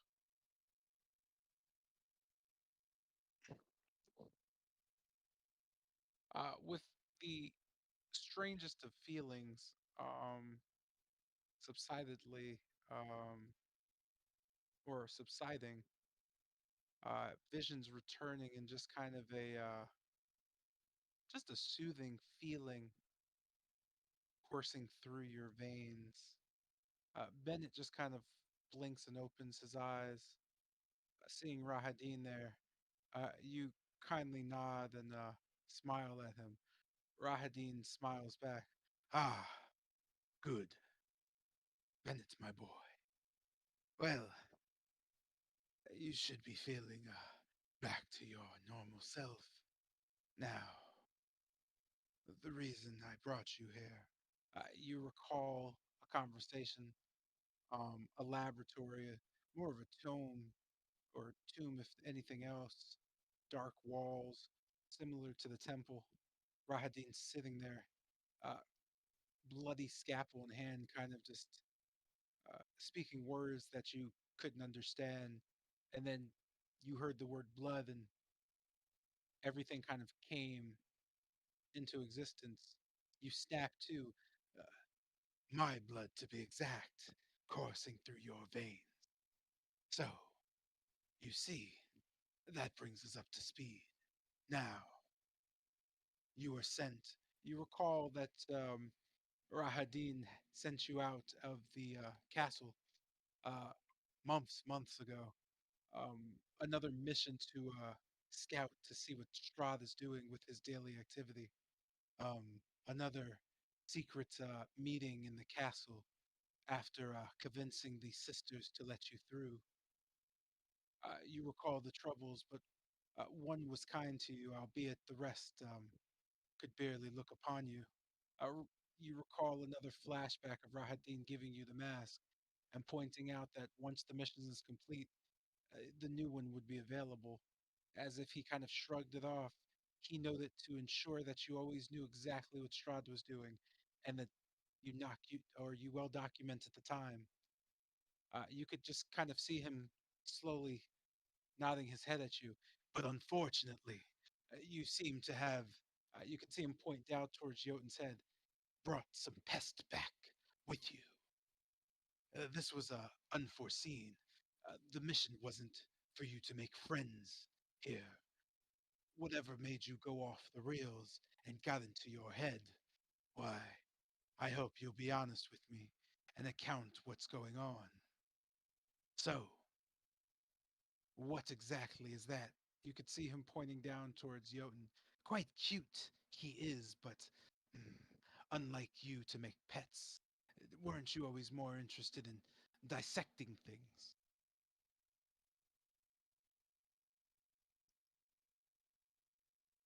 So, hearing and kind of flashing back to all this, Bennett looks down at Jotun's head and just kind of goes, it was, well, not exactly something I planned for. For some reason, my tendrils stopped listening to me and insisted this head was worth bringing to you. Kind of You could see. ridiculous. Oh, I'm sorry. You know Rahadin just kind of nodding. Why, of course. Your tentacles, my tentacles, the same thing. Again, my blood, your blood. We are one. You can't hide anything from me. I merely look to, well, trust you. Uh, you are the only one that survived. Albeit, I've lost count of which version, but here we are.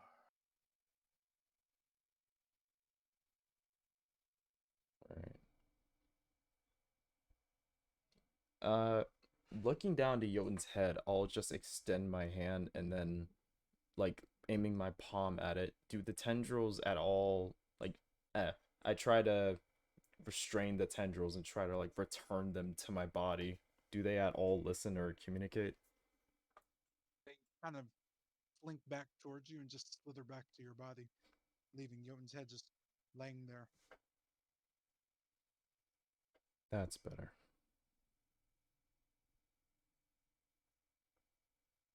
As for Strahd, A bit of a mixed bag. For some reason, after I blanked out, for lack of a better term, he started taking interest in the group I ended up traveling with. This was one of them, but, well, I feel like his look right now is a bit self-explanatory. As you can see, Rodney nod. I smelt the young master on him. Uh, I imagine we would have to fix him if Strahd's taken interest in him. Well, he must be something special or cute. I'm never sure with the young master anymore. He's been strange. You've noticed, yes? Tell me more. Where has he gone? And this group you're with, tell me more of them. I can use more experimental subjects, if you will. If it's any worth, I'd love to study this one here. Quite cute.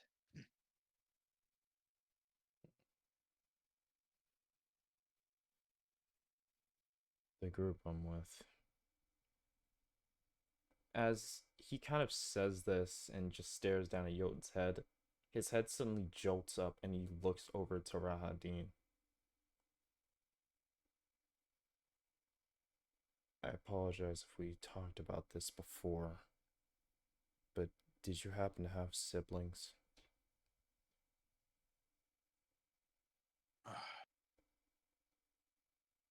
Yes. We're going to need to get you back to the castle. And quickly. Whatever's occurred, I need to dig deeper. You'll be able to see your siblings again. That said, you know this already. I believe I am the last of my kind, the Dusk Elves. Oh, they exist, but, well, I've made to, or I saw to it that, not for long, soon I will be the last of my kind. But before that, I had many brothers and sisters before they betrayed the young master and their oath.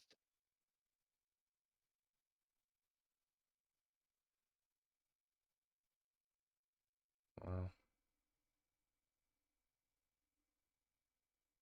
I guess on the topic of that, and Bennett's just going to pick up Jotun's head and just hold it. Do I see the amber piece in Jotun's eye socket? You do not. I would throw this off to the side if you said we didn't need it. As he just kind of tosses it up and the tendrils extend the opening of the bag of holding to just kind of swipe it up. On the topic of siblings, you said that the Dusk Elves were a dying race. But there's a half-breed. How? You know Rahadin's face changing to another scour as he kind of slowly looks. What's that? Repeat that again. A half-breed. Preposterous. There's no living female dusk elves to.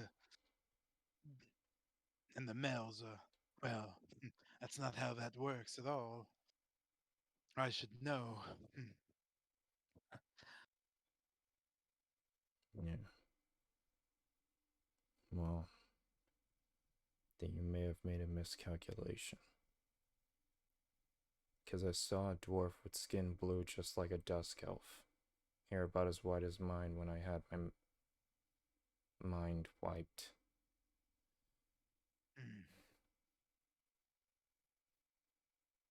Is it one of your companions?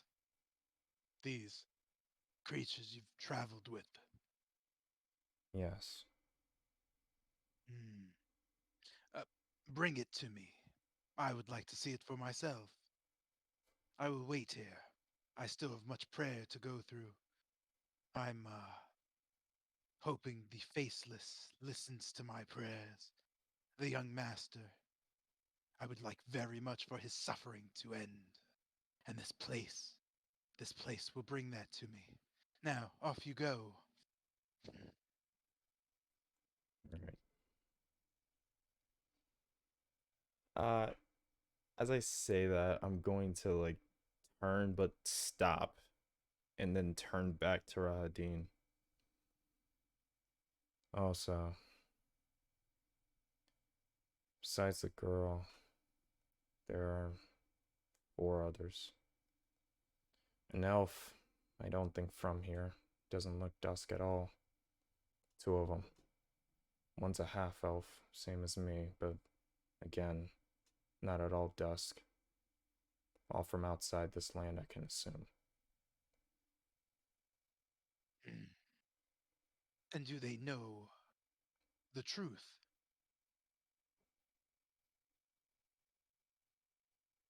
I'll Okay, I'll try to like think over what he just said. Do I remember anything about like the truth of the land or anything of that sort? Like him, do I have any memories of us having a conversation about this? You do not. What truth? You could see him kind of just stare at you. When we return to the castle. Now, the blue elf. If you wouldn't mind, Bennett. You could see him kind of look at you a bit strangely. He turns away from you and just kind of kneels down in front of you, back to you, looking back towards the statue. You could see him lower his head down.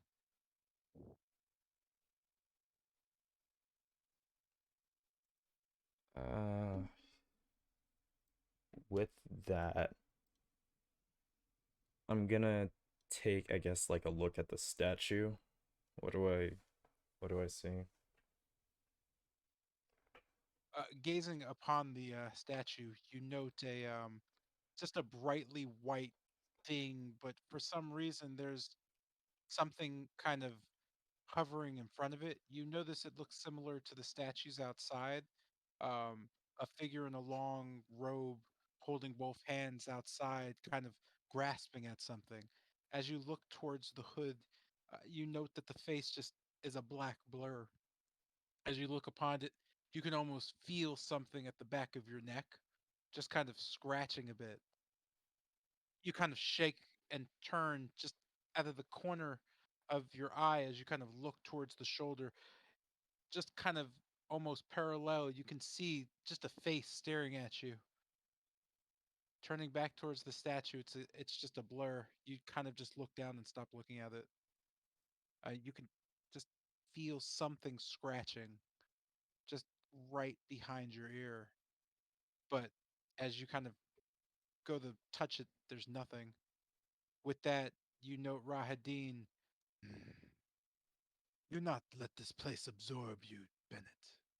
Remember your lessons. Remember what you aspire to be. Right. I'll return with the girl. Then we can go home. With that, I'll start walking.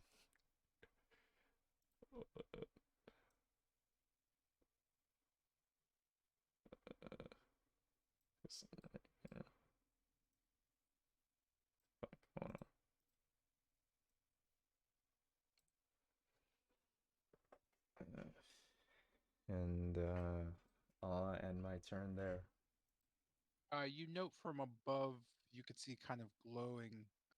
You know that's about 30 feet up. You see just kind of the glow of the flame skulls above you. You don't notice any forward action, but you do notice an eerie chattering. From your location, you can hear a woman's voice kind of yell from the south of you up the stairs. You're not sure what the words were, but it doesn't matter to you right now. With this, this brings us to Kester, kind of alone with still fiddling with the wand before Oh, putting these it into mother. the bag. You note the sound of something crunching to the east of you. Okay, I'm muted right now in the Carl Okay. Discord, but these guys are gonna hate Looking me. back to Oh, go ahead. looking back to the skeleton, I try to see what exactly it is that gives me this familiar feeling. I kind of just look towards the skull itself and then to the coat. Is it the coat or the skeleton itself that makes me uncomfortable? You know that just seems to be a familiarity with the robe and the bone, just kind of laying against it.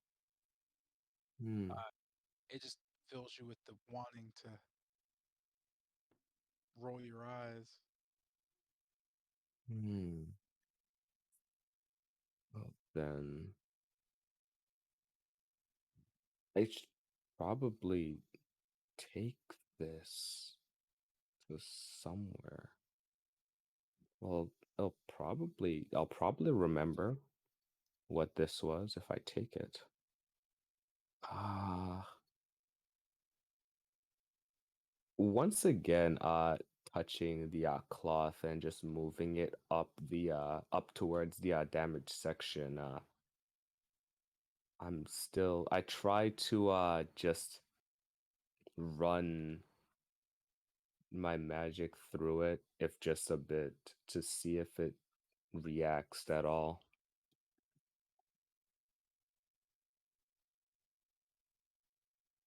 You don't know any reaction, No. magical or otherwise.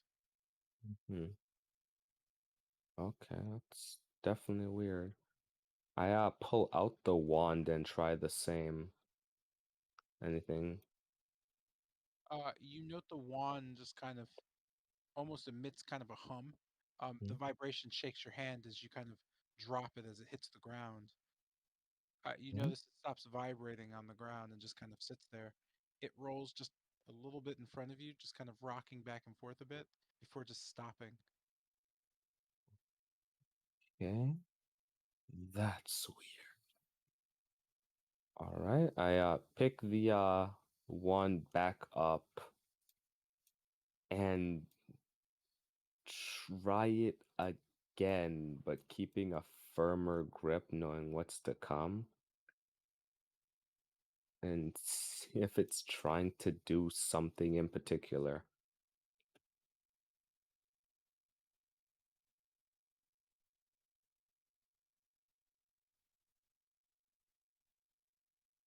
You note as this is happening, the vibration begins again. As you kind of grip it, you know that just immediately stop and it kind of whips your hand straight forward in front of you. Oh, You immediately want to tell a secret. oh, It almost kind of starts bubbling in the back of your mind. Uh, Kester tells a secret out loud. do I have any secrets? Let's see. I don't know. I don't think I actually have any secrets. I kind of be transparent. Secret. I don't actually think I have any secrets. Oh, I didn't tell anybody about what's happening with my emotions. Yeah, let's go with that. No, I don't know what's going on with that either. I don't have any secrets. Uh, okay. Hmm. With that, the yeah, that would actually suck. Okay. The wand vibrates harshly against your arm. You could feel an electrical kind of pop. You could see a green kind of glow in front of you.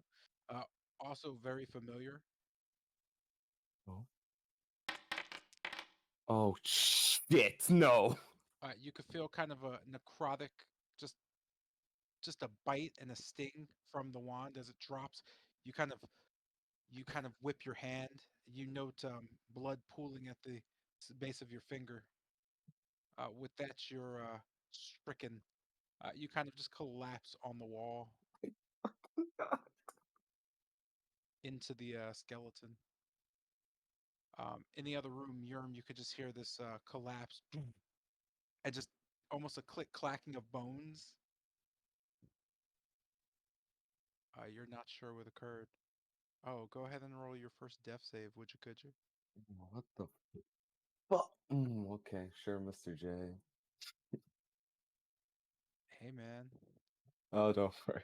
It's no, I'm aware. Wow, look at that. You kind of just gasp a bit and then look around as your turn ends. You just seem kind of confused. You suffer level 3 exhaustion. Oh, fuck me. All right. Okay, I Uh, understand. it almost seems as if you should be dead, but you're not. Mm, With understandable. that,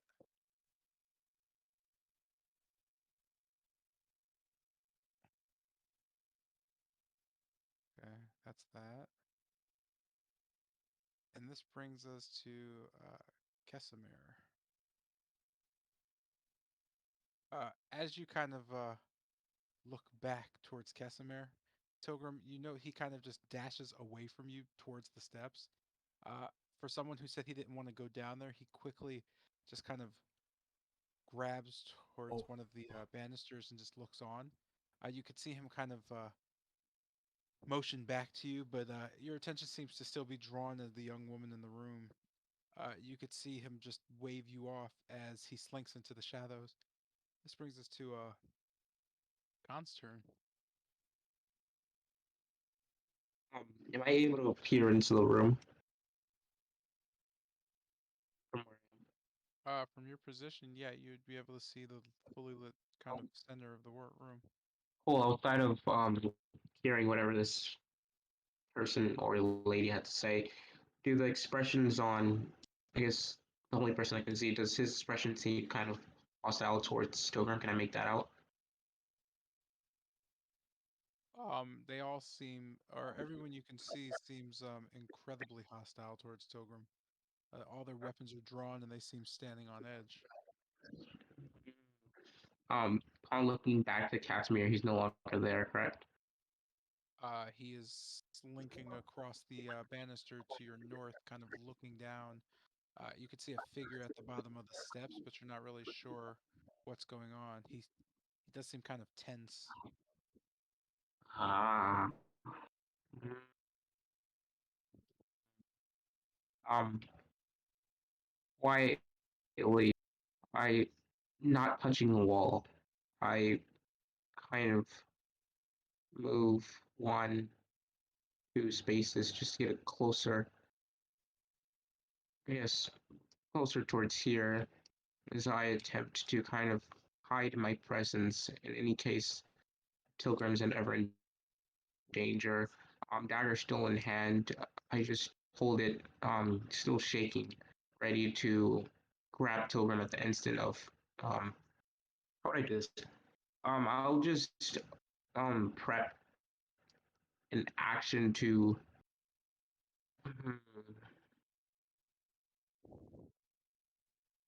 how would I do this? That's not yeah, I'll just prep an action to cast minor illusion of a right um I'll center the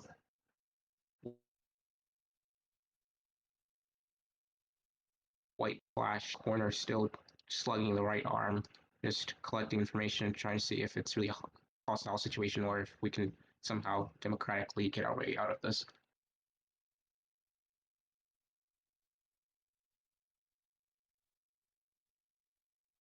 As you do this, you know the familiar voice, the young woman.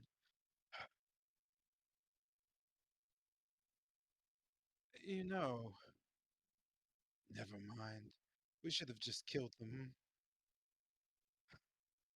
Looking towards Tilgrim, you can see the orange-haired young woman just kind of shaking her head. You could see in her hand, she holds a spear. She slowly kind of starts spinning it through her fingers and around on one hand, just kind of tilting it back and forth. In her other hand, you can see a shield just kind of bouncing on her side. Would it be easier if I mm, murdered you and your friends? Or would you rather just, well, handle this delicately? I am sadly in no real need to have more dead berserkers on my hand. You could see her just kind of shaking her head um, as she takes her shield and just kind of points it towards the wolf. And perhaps we can discuss your friend here, or, well, whoever this is, because mm, you could just see her shaking her head, pointing towards the man with the wolf pelt on his head.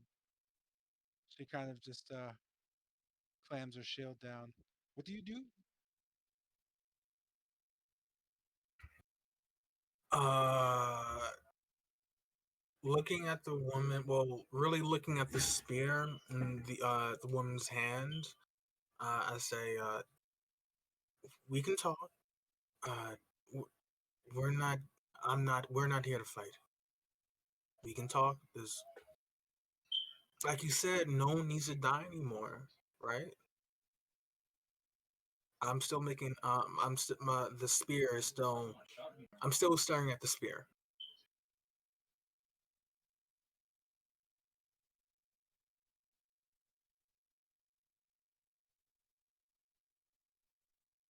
She just kind of stares at you, her eyes almost bigger than before.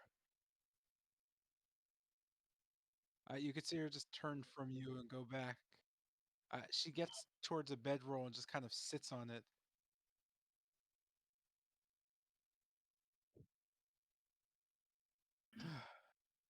Umbe. She kind of grunts. You could see the wolf just kind of walk next to her and then like lay itself down.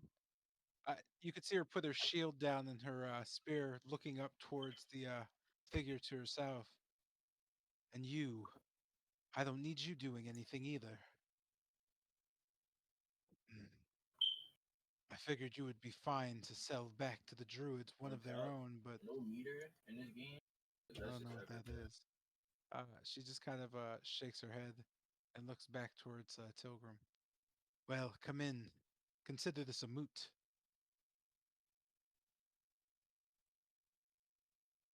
I just hesitantly nod and kind of sigh in relief as I see her put the no more. As I see her relax, essentially, I just move forward. Uh, yeah. Do I have a clear view of the I guess the okay, three things. Do I have a clear view of the door from to the north?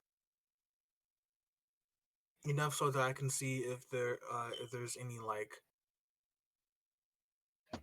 You do. You note that it's been fairly heavily barricaded. You okay. imagine by the berserker group, as it just seems to be just stone and wood and just put together quickly and fashioned against the amber. Okay, and as I look at that, faces confusion kind of marks my features, and I look towards the woman. Eyebrow raised a bit.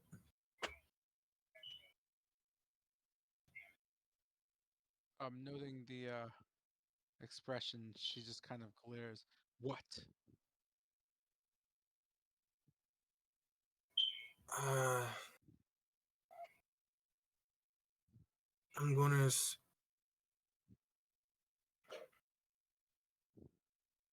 How can I work this?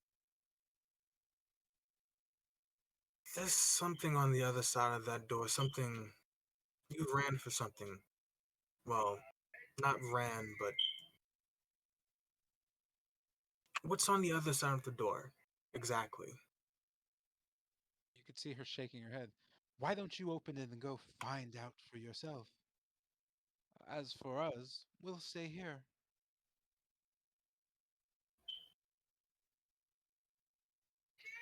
Uh,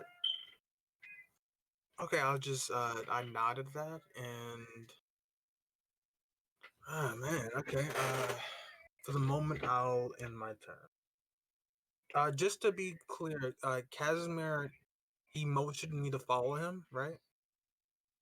Or did he just walk down the stairs? You don't know. You weren't paying attention. Ah, okay. This brings us back to the other side where Lucian is still kind of edged against the door, listening out. You note Yerm vanishing without thanking you for your, well, doing your party proud. What do you do?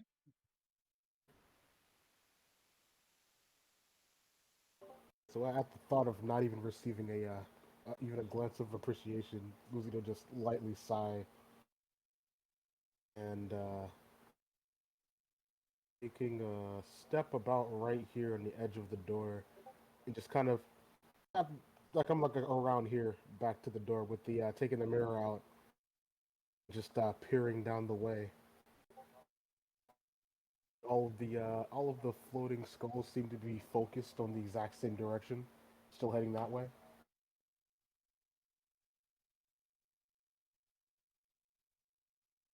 Hmm? Oh, my bad. Yeah, they seem to be still traveling towards the west, towards the voices.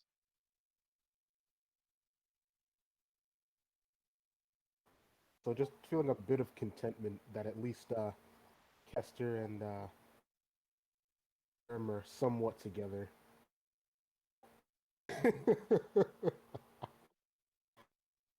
And I'll just well, looking on towards to the room where the skulls came from. Do I still see anything like that shadow I saw before? Um, you don't know. You don't notice anything too much happening towards the north. From what you can see, just peering in, you see glazed amber just covering the walls. You can tell it's a fairly wide or fairly tight corridor, pretty narrow. You're not sure how long it is across, but from your position, you just note kind of just a thick coating of amber on the walls, kind of glistening a bit. But it And seems pretty quiet. You also notice the floor just seems to have cracks in it, strangely. You kind of look around you to see, and other than the strange hole, the floor seems rather smooth, but for some reason it's cracked toward the north.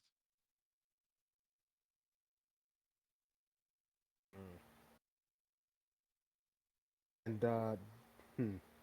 From what I could tell on the skull's placing when the door opened, they seem to be just kind of stationed there, right? Yeah, they're just kind of floating there. All right, I'm gonna go on and flying up about say back to 20 feet. So before I do that, how high is the doorway? In front of you, the doorway is only 10 feet. The same goes for this one. Yeah, the doorways are about 10 feet. So just kind of hovering instead to make no noise on the floor. I'll head towards the room.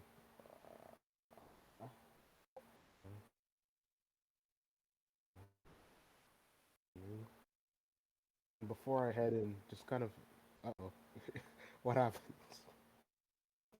You note the arrow slits on the walls to your west. To the east wall, you know the door, a fairly thick amber coated door, almost glistening. As you note, both walls are slathered in the amber. As you look up, you could see that the ceiling itself is it's about 20 feet tall, the corridor 20 foot wide, just about. You note going all the way down to the end, you still can't really see to the end, but you can measure it's probably over 50 feet. Um, You do note that the floor just seems to have heavy cracks in it, though. You could see chipped and rubbled pieces of marble just kind of sitting on it. You're not sure about the density or thickness of the marble, but from what you've seen, the hole in the other room and these crackings seem to be almost a supernatural causality behind them.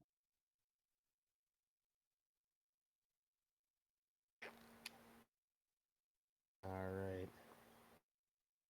And just staying and just again peering around the room. Nothing like moving shadows or anything like that. No, no shadows. Just kind of a fairly dimly lit hallway. It doesn't seem to be too much out of the ordinary other than the floor. You notice the longer you stand in the hallway, though, the door almost seems to have kind of a humming coming from behind it.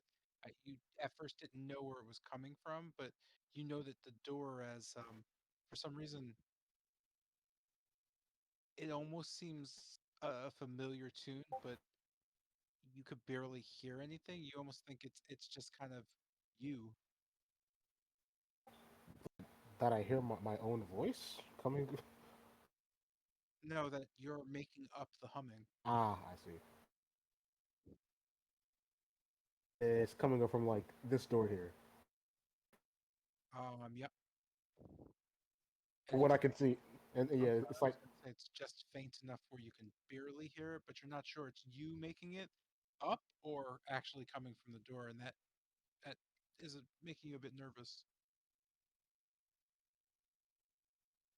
and additionally, the door is just coated in amber. It is a fairly thick amber door, yeah.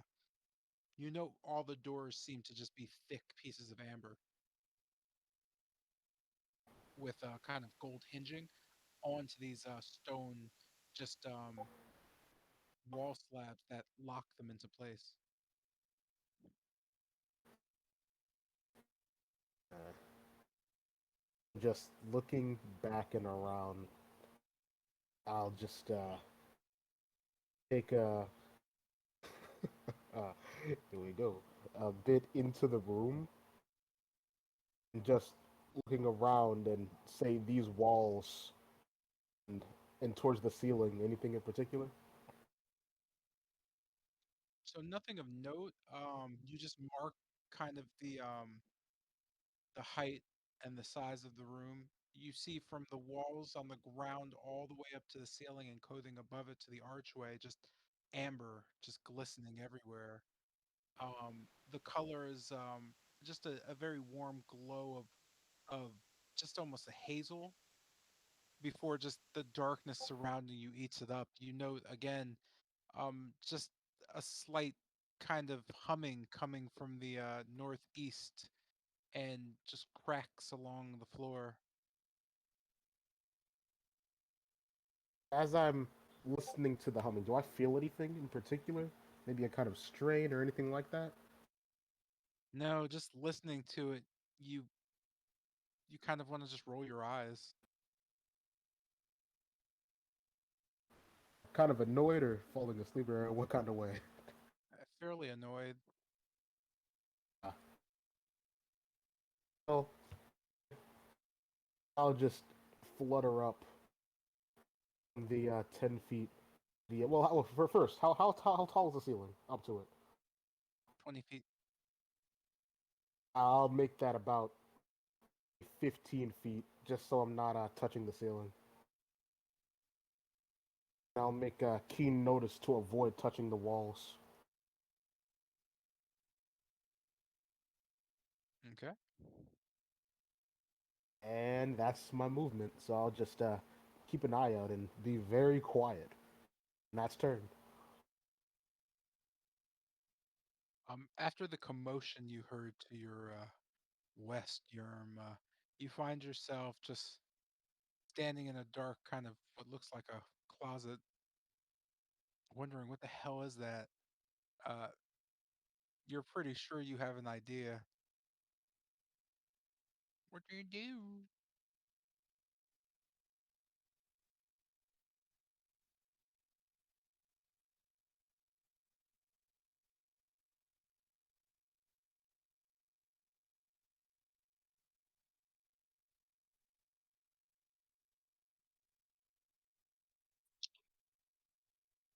So it's flying around looking for.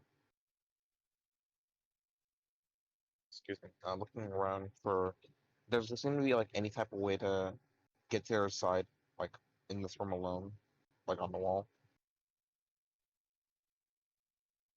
You note just the hole in the wall. How big is the hole? It just seems to be a doorway. Okay, I'll go through the whole door. Uh, Oh, walk, Walking through to your north, you note Kester lying with what seems like a skeleton entangled in him. He doesn't seem to be doing too well. You see a small wooden wand next to him.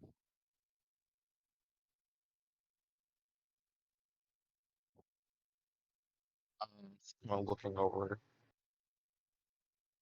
I'm just gonna kind of. Well, yeah, I'm gonna run over to Kester. Um, you said he's holding the wand or something like that.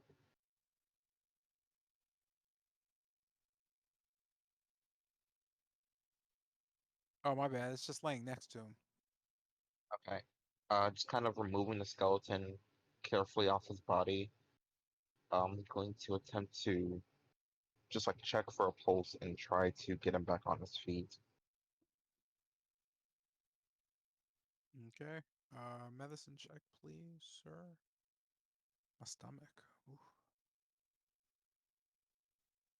Disadvantage, correct? Aren't I already on my feet? Oh wait, you are. Yeah, no, my bad. I forgot to take the skull thing off. So yeah, he is actually well, I don't know about your feet. You're alive. So Kester's just kind of sitting there with the skeleton on top of him, just nodding his head with the wand next to him. Is that better? Alright. I'll remove the skeleton and just take out one of the potions of healing. Just well, and just kind of like force feed it to him. Like a baby bird? No, more like I'm just holding the bottle as he hopefully drinks it. Cool. I'm gonna end your turn. And our Did he get friends any? are Did he heal off that or? oh, he's gotta wait until his turn to heal off that.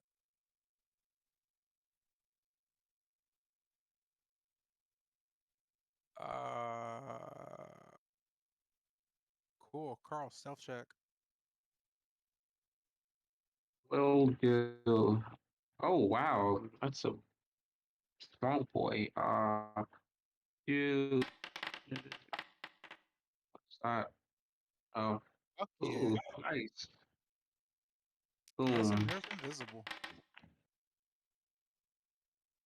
And so is Khan. Oh wait. Hmm? Fuck. Yeah, Ah, that's Zion, I need you to make a stealth check as well. Yeah, forgot the doors open.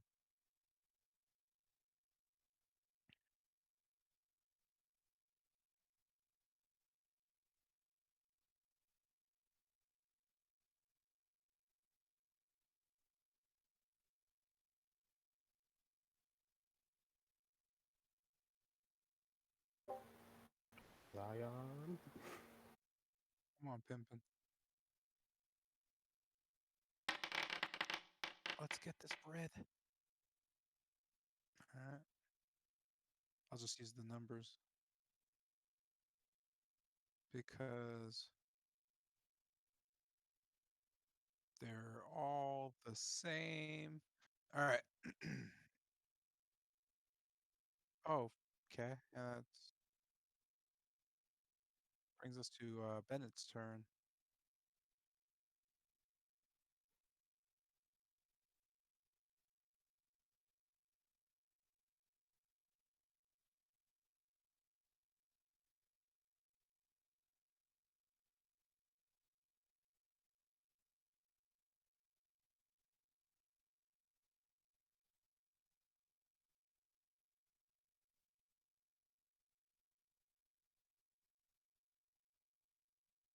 Yeah, you know, Casimir just kind of looking towards you. He has kind of a strange look in his eyes. He just seems to be staring at you.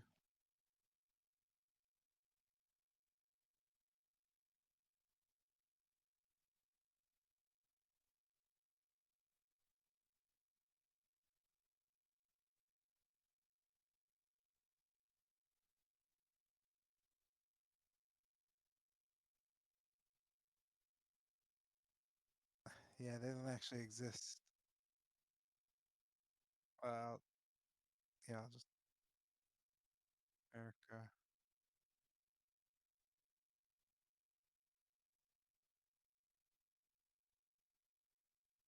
Just kind of blinking, he shakes his head. Hmm. You're well.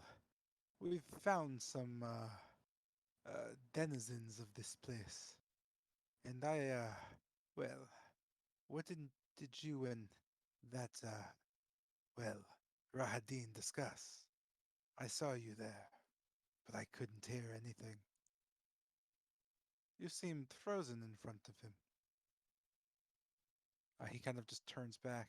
Also, there's these pesky lantern things floating here. They haven't spotted us yet, thanks to your friend.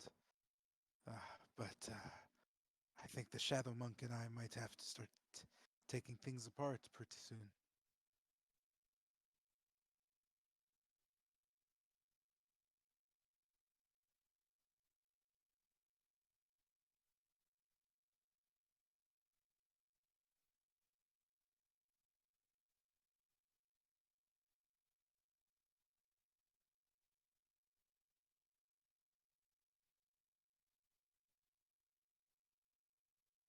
Mm. You could see Casimir nod his head. Not someone I want to deal with right now. Hopefully it doesn't get between me and the gold. But, well, hmm. Are you alright, Bennett?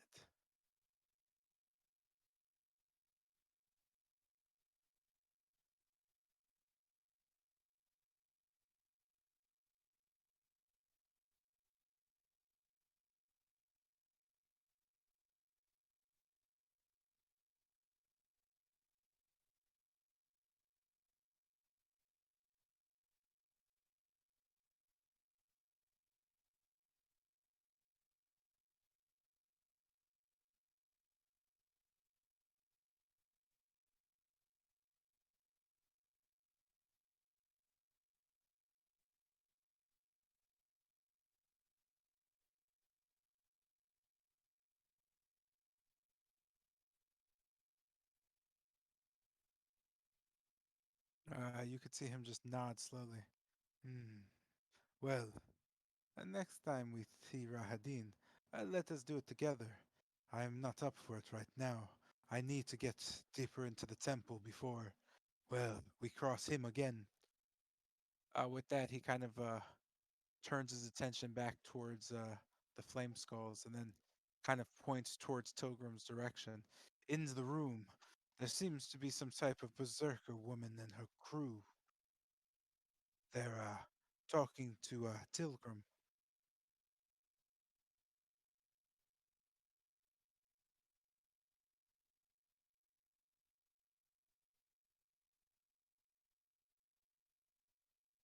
Aye, for now.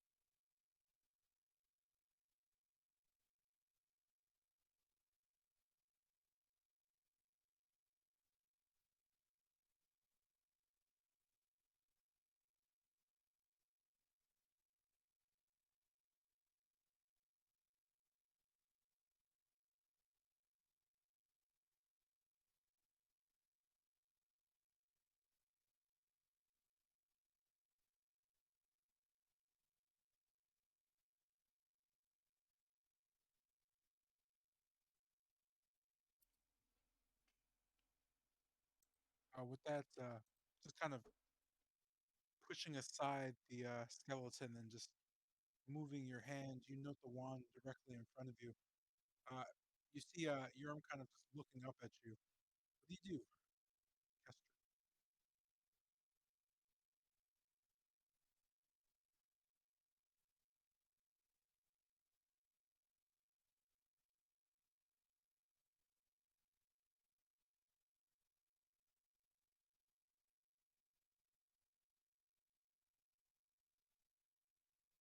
The king died. Hmm. All Can you right. read it? Yeah, I just realized. Thank you. All right. So, seeing, seeing the effects of the wand, like any reasonable human being, I pick it up and put it in my bag. Uh, After that, I look up to Yerm. Yerm gave me a potion, right? Urim is pouring the potion in your mouth as you speak. I guess I consume the potion. What a situation, huh? I don't have. Well, naturally, I don't have the potion, so I You can't have to roll it. re-roll that. I guess. Yeah, I need the potion. I need the potion, boss. Or you now? You definitely need to stop exploring. No, I won't. Actually, I'm doing it again. Anyway, I'm joking. Jesus. They're ridiculous. But yeah, the potion. Yeah, give me a sec. I don't think Jeremiah knows how to clickety clackety, or either that or on his end it's not happening. Oh, my bad. I didn't hear you. Oh, it's okay, Pimpin. Hmm. I'm just trying to speed this along. So that was a potion of healing. So that's that. And I'll do this and then this. And you get hit with that. Oh boy, Oh I boy, feel so invigorated. right? You feel a cool breeze fart on you. It smells Absolutely like splendid. lavender. Mm-hmm. Mm-hmm. Mm-hmm. Anyways, now that I am completely invigorated, I'm joking. That's a joke. I look up to Yerm. Yerm, buddy, pal, turn around for a second. Alright. Mm-hmm. Mm-hmm. Mm-hmm. And the second he turns around, I I said immediately. why. Oh, why? Oh, I need to do something that you shouldn't be able. You shouldn't see. Sure. Mm-hmm. Mm-hmm. Mm-hmm. Thank you. Thank you. And when he turns around, I'm going to take the finger of this wizard here. Take one of its fingers and just like pocket it. Okay. Mm-hmm, mm-hmm, mm-hmm. He beats him over the head. All right, you can turn around now. Uh, yeah, oh boy, this doesn't feel good. All right, so stepping forward, I remaining crouch, I walk past Yerm and get to the door. Anything out there still? Think there are some green skulls still. Uh, Green they're near the other door though. The other door? As in the one to the hall? Like the staircase? Yeah, the main one. Okay. Well, hopefully they're gone by now. But we can't stay holed up in here forever. All Yeah. right. I Uh mean, could mhm, mhm, mhm. maybe some Yeah. candles, some furniture. It might look it might be a nice place. Yeah, yeah. No, I don't want to stay here. And I don't think you want to stay here either. So let's do our best together. How about that? Okay. Mm-hmm. All right, so yeah, being that that happens, I just Crouch down, still securing the finger. I pull out my notebook and write down, I have the finger of a wizard, a dead wizard. And just like making sure that Yerm can't see it, I put it back in my pocket. I'm amassing secrets. Yeah, I am my turn.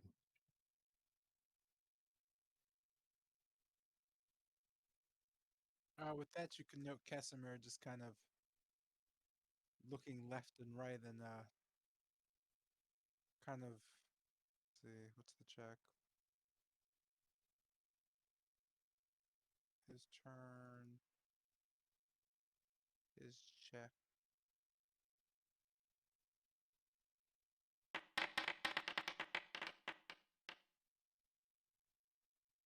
Oof.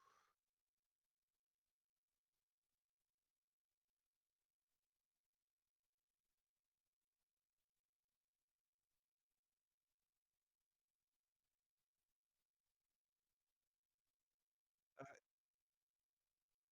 Looking on, you note Tilgrim as Casimir just kind of warps from a shadow behind you and just in front of you, kind of quickly kneeling down before you. He puts both hands on your shoulder. Are you all right, Tilgrim? Sorry, I was catching up with old friends. Oh, yeah. Yeah, we're just, we have a truce right now. Hmm. They You can won't. see. Oh, I'm sorry. Go ahead. Oh, I was just gonna say, they won't fight so as long as we won't. You can see Casimir just kind of stand up and look towards the young woman just kind of sitting there nodding. Uh, the little blue elf is right. We're not looking for any fight. You see, I am well. I'm in a bit of trouble, and I'd rather not lose any more berserkers to demons and whatever the hell else is out there. Your friend was poking around to the north, the door. We barricaded it. Some foolhardy wizard and his stupid apprentice came running through here screaming. They went north, and, well, the last thing I heard was that wizard, I imagine, being set on fire because that's sure what it sounded like. The screaming and crying and begging, and then silence. And then that smell. Oof. You could see the rest of the berserkers kind of nodding and shaking their heads.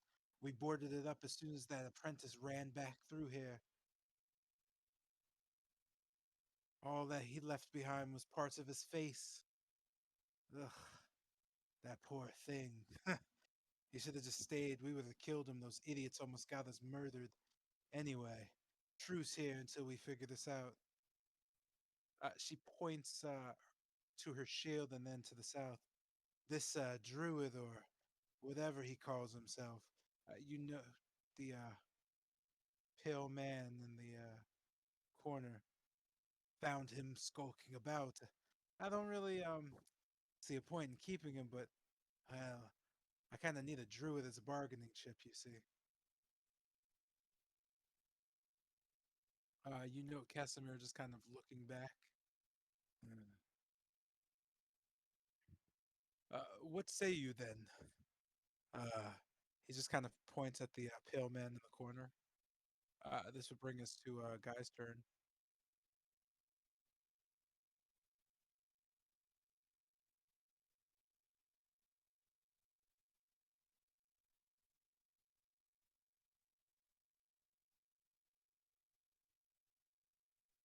Oh, okay. Never mind.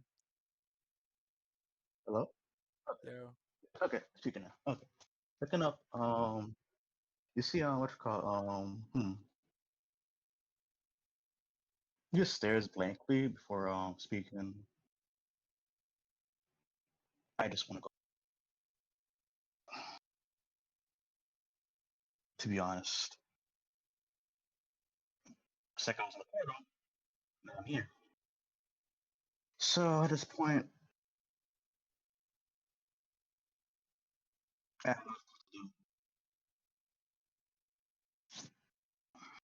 And what are you guys doing here? You could see the young woman just kind of shake her head slowly. He keeps doing that. I don't know whether to just put an axe in him or feel sorry for him. She shakes her head and looks back as Casimir just shrewdly nods at both of you. We're here because, well, we're on a bit of a quest in the temple. And you and this arrangement here. You can see the woman kind of shake her head. Oh, there's no arrangement. Uh, we're pretty much all here keeping warm. The temple, well, it gets cold at night, and it's just now warming up. As the daylight, well, we could see it through the crack. It's nearly morning. She kind of nods towards, I guess introduce yourself because I don't know how to say your name yet. Oh, Grill Zingor. Grill Zingor. Hmm. So as she looks towards Grill, noting no one here is true allies. She seems very much, uh, for being in a group of berserkers and holding such a large spear, she seems rather pensive, kind of unable to relax. You note the other berserkers seem more on edge than berserker if you've noted before.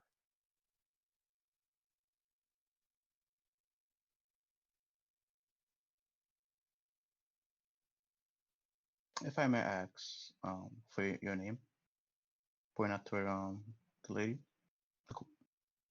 Hmm. I forgot we haven't done the pleasantries. Well, I imagine I'll have fun with this one. She kind of just makes kind of a snickering noise. I'm Helwa. As she says that, you note the wolf just as she kind of shakes her head, silencing herself. You note one of the berserkers directly to her east just kind of slams his axe together with his other, with a cling, as he just kind of looks on. She is the berserker queen, Helwa, the first of her name, daughter of Helgon. You could see her just kind of shaking her head. It is always fun hearing that. I am, well, as you heard, the Berserker Queen. You could call me Helwa. Uh, no one else will. Hmm. I see. Hello. What brings you to this place Mm. What and that brings portal? anyone to a place that promises ultimate power in exchange for, well, moral value? I'm, well, you can see. Uh, have you ever heard of a place called Yesterhill? No, I have not. I am not from here. Mm. Well, good for you, I guess. I am from here, and not too long ago, uh, my grandfather uh, mm, visited me in a dream, and in this dream, well, he told me about some druids who were being corrupted by some magical dirt somewhere. And you know what I did? I went out drinking with a bunch of my friends because fuck it, who cares? But no, no, Helwa, that was a terrible idea. Wasn't it, boys? You could just see the berserkers, including the female berserkers, just kind of lowering their axes and all nodding almost in unison. Ah, yeah, fucking ah. But no, you were lot were like, let's go drinking and raid some villages, rape and pillage. Oh, and I got all excited. But no, grandfather was telling me that the druids that were eating the magical dirt and getting all corrupted and the mushrooms and whatnot, were making secret deals with the wolves. You could just see her dire wolf whimper a bit. Mm, mm, Ilwa. She just kind of shakes as the dire wolf just kind of lays next to her. A long story short, they took over my berserker camp, brainwashed my kin, and took all the remains of my dead ancestors and corrupted them. They turned the place into a, well, they're trying to make it look like Perez, I think, swampy and creepy, like that old witch that lives there, but I have half a mind to march back in there after I get my powers from here and cut every one of their heads off. And that's what I'm gonna do. That's why we're here. She kind of looks back at the grill. You just popped through that thing. Landed right in here. We didn't say a word. You caused that big fissure this let all our warmth out. We could have skinned you, but that crazy wizard decided to come running through and I forgot to kill you. Now, well, I figure this place is about making your dreams come true. Go find what you're after. Hmm? Maybe you'll find a way home. And you lot, whatever you're here for, leave me out of it. Just don't take the immortality. I'm gonna need that one. You can see her kind of plop back down. The berserkers just kind of look around. With that, she kind of shakes her head and whips her hair back off her shoulder. Oh, at ease. You note the berserkers all go back to their just kind of resting areas.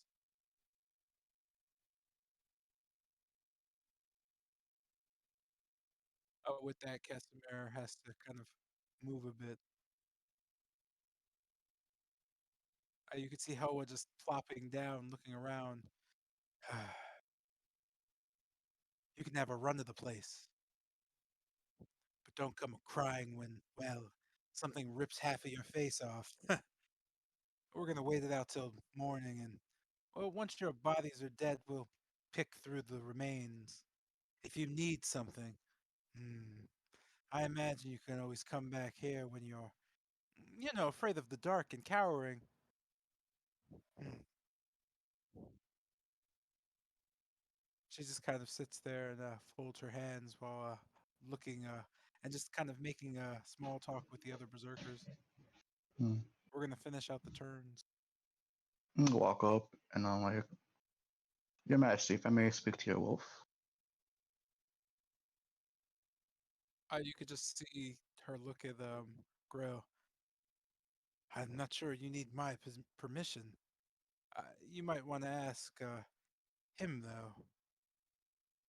Hmm. Okay then. You see Grizzle start drawing like see like druidic marks around his face into the form of a wolf. He's gonna cast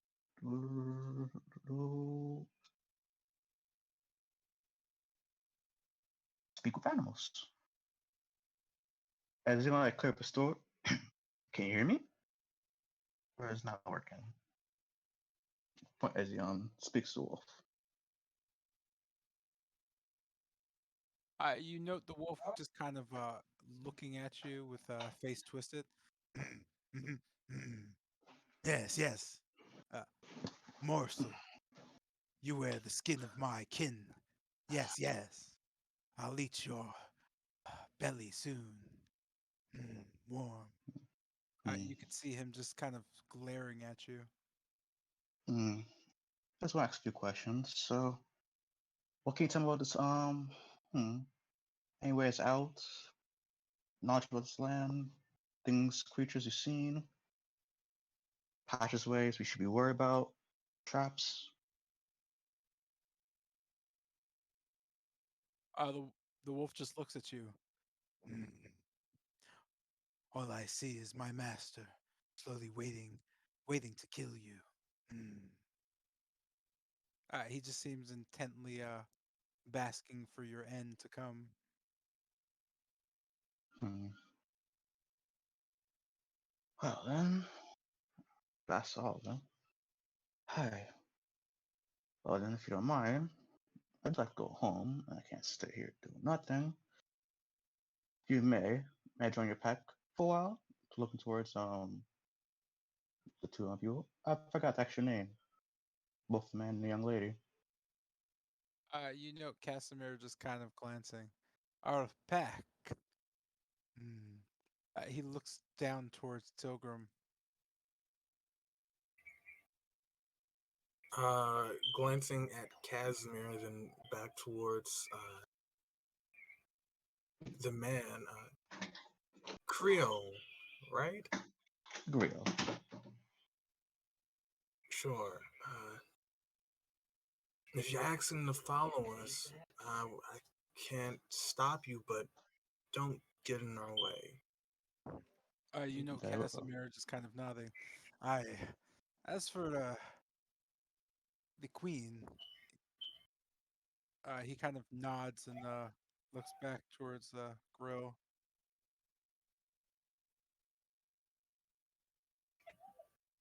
Hmm. Am I allowed to leave this? Am I still in the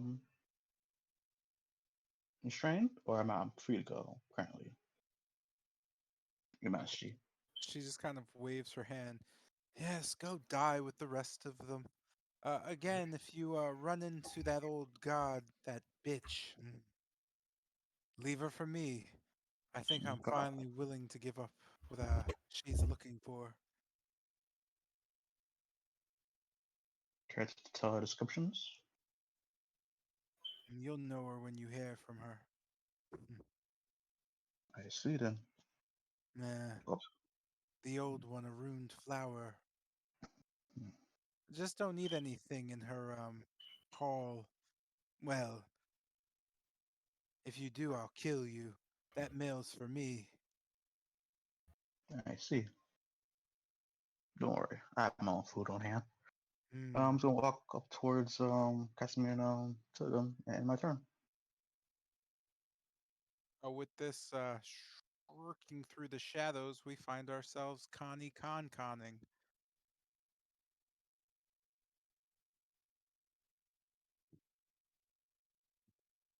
Oh, but he left because he had to go, right? Is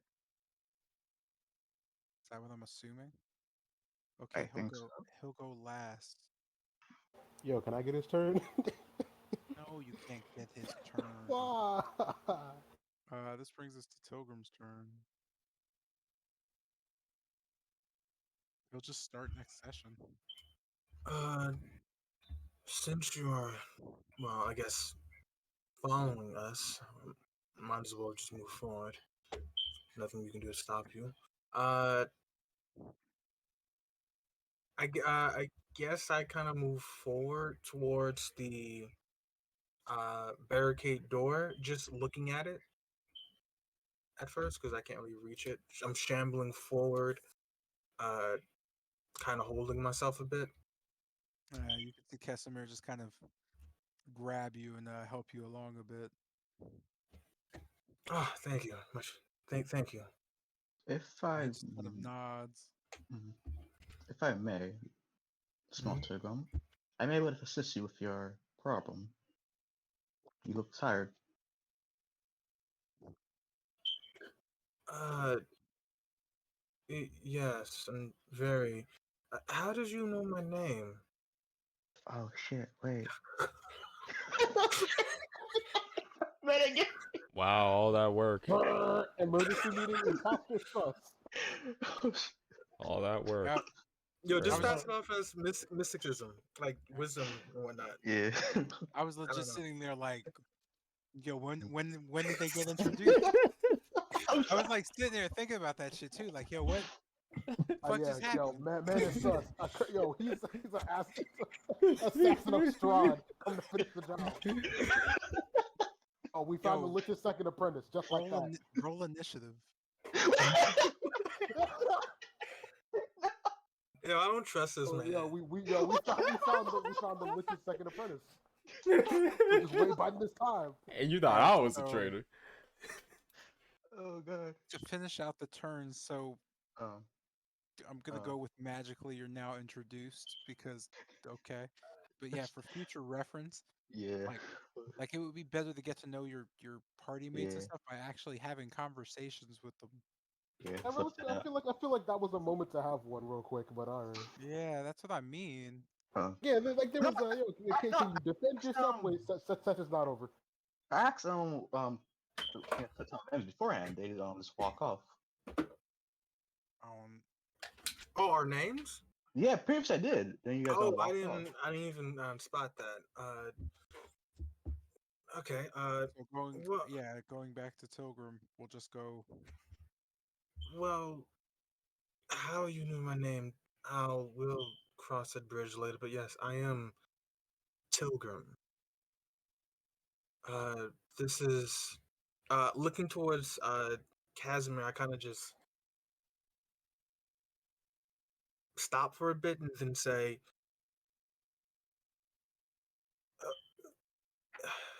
a dear friend of mine, Uncle Casimir. I see. You can see Casimir just kind of nodding. Hmm. He looks fairly stone faced at you.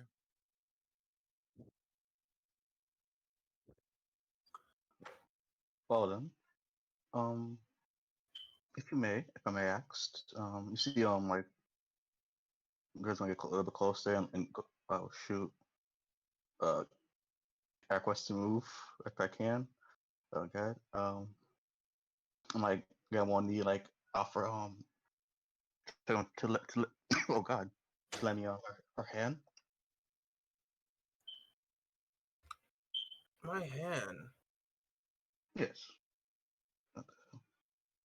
Uh, kind of looking a bit uncomfortable. I kind of just reluctantly, just give him I guess, the back of my hand. Do you plan Okay. to do your druidic magic? Somewhat, yes. Just are you comfortable with this? I'll ask for consent. Actually, I don't. No, Hmm. Very well then. I My don't. apologies.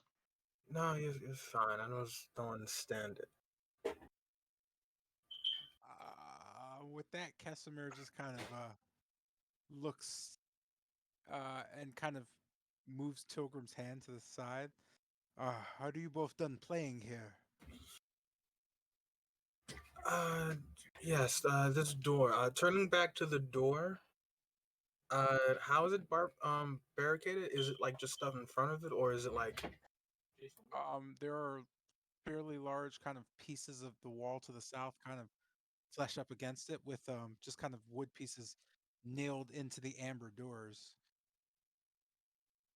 Okay, so there's no way for us to get past this door. There are hundreds of ways for you to get past it.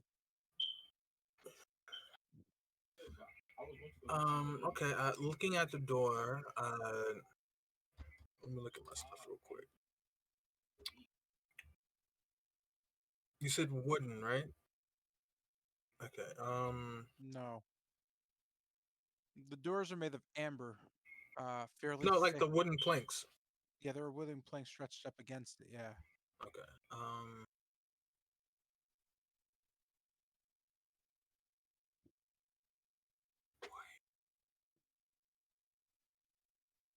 Okay. Looking at the door and glancing at it, I just say, Chasm, you don't have perhaps a way to get past this door, do you? Looking at the frame of the door, he kind of nods. Hmm. I imagine that he kind of glances back towards the berserkers. One of their axes would make short work of the wood. The stone. He kind of just looks back at the berserkers. I imagine they can move the stone for us as well. Wow. You could see Casimir just kind of look back. Isn't that right? You could see the young woman just kind of frown a bit. It was Helwa. My name was Helwa. Berserker Queen. Helwa. Helwa. It's well, it's the underworld in our native tongue. Helwa. Hmm. She kind of smiles, proud of herself, as Casimir notes it. Hmm. And looks back towards Tilgrim. Helwa. Quite the name. Uh, I guess looking towards what is the one with the closest barbarian with the biggest axe? What is he doing exactly? I guess do they all have axes? Axes? They all have a great axe next to them and two hand axes. They're all sitting and just kind of talking amongst themselves around or staying next to the scone torches. It is fairly cold in the room, but it's much warmer in here than elsewhere, as the wind just kind of seems to ruin that every now and again.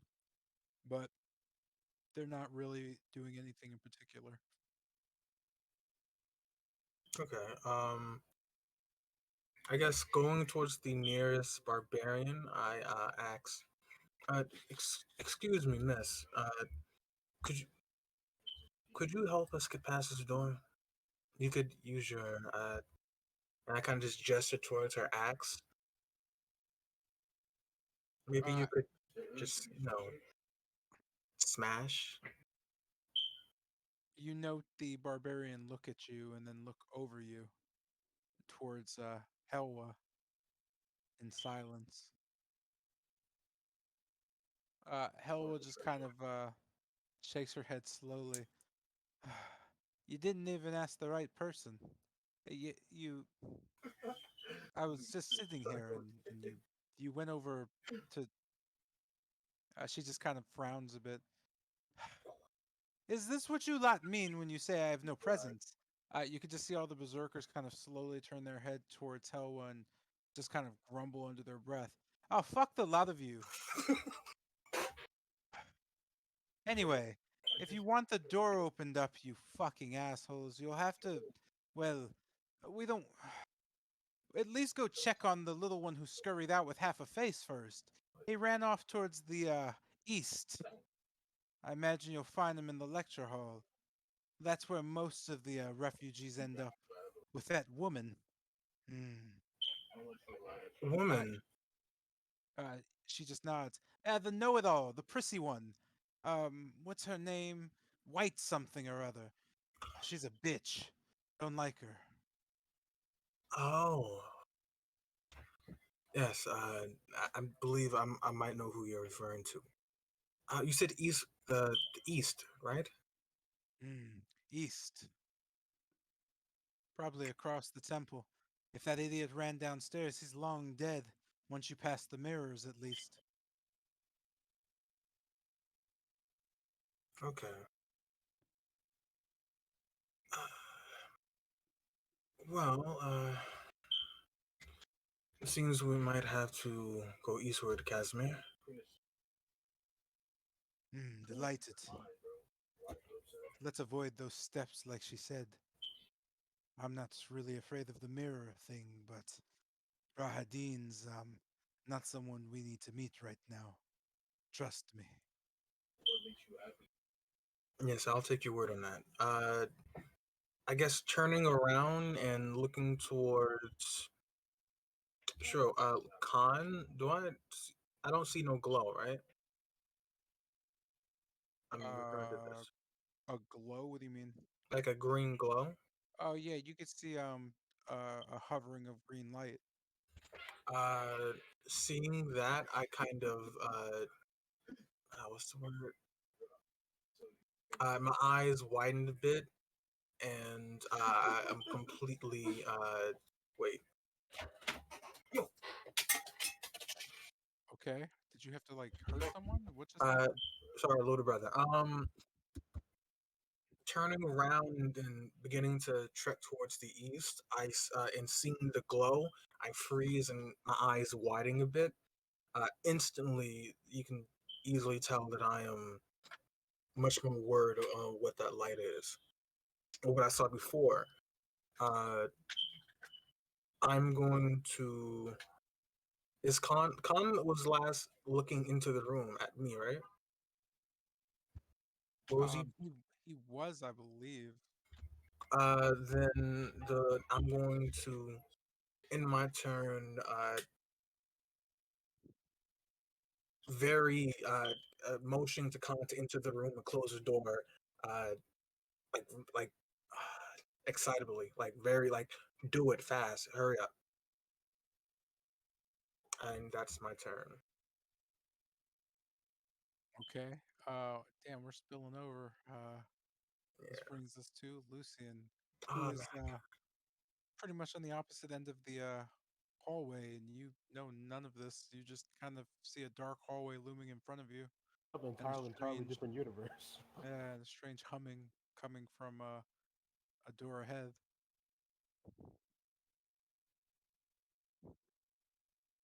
So, I'll just like once again increase my height a bit, hovering as high as possible without actually touching the ceiling.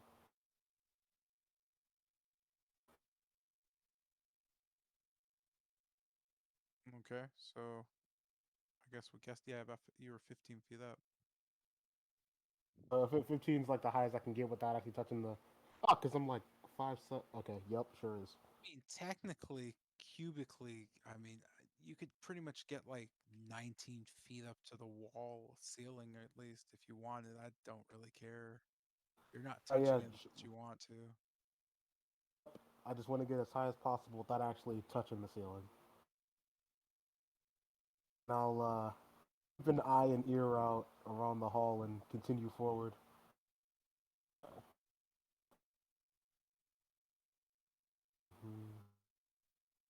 Okay.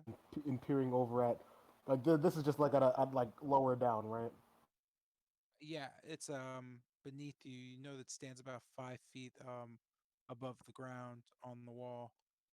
You also note to your north, you can see another amber door just kind of pushed open. From beyond it, you don't note too much, but you note the cracks extend all the way up to it and then through it.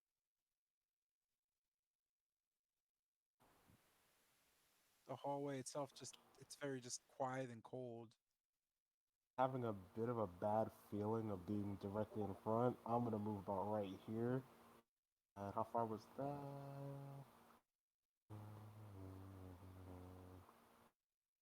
Alright, and wait, nope, no, not like that.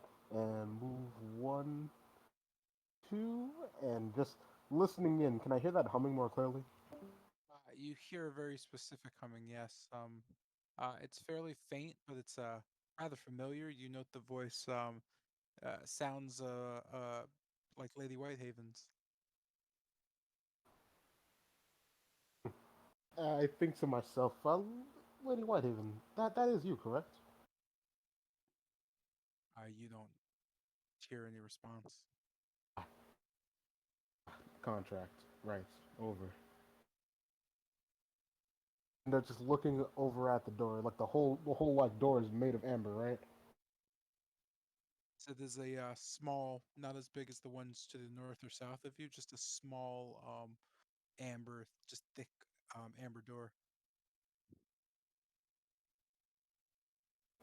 I just quickly turn away from the door, remembering what the customer mentioned about not touching amber.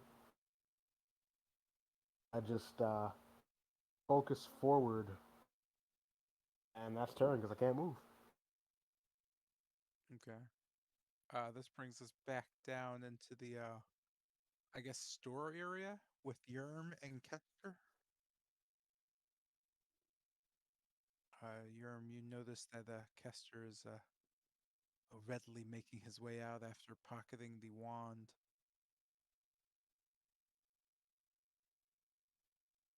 Did you die?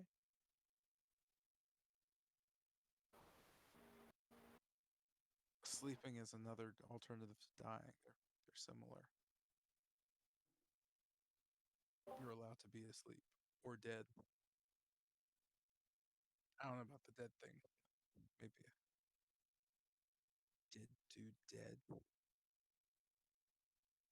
All right, cool. Well, Yerm's gone to the world. Hey, King, are you still around? I am. Actually, let's do Bennett and then King. Hmm. Cool. So we'll wrap with you two, and then we'll give Yerm and their turns.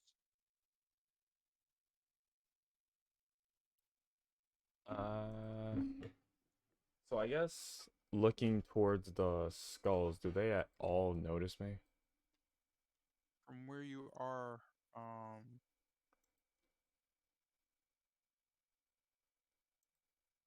They're yeah, you're still below their kind of area. They're not really looking at you. They're looking towards the room with the door open. Okay. I'll one, two, guess three, four. Yeah. I'll just stand right here and look towards them.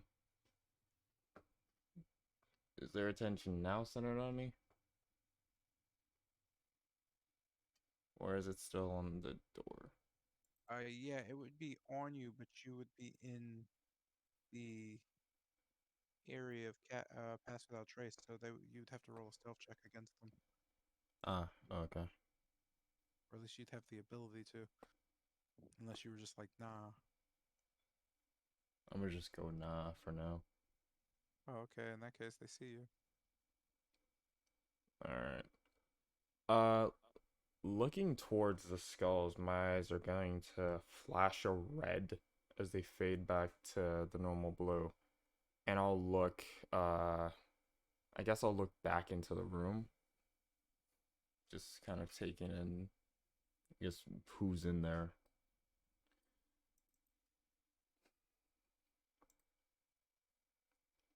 And fuck, let me give it a shot.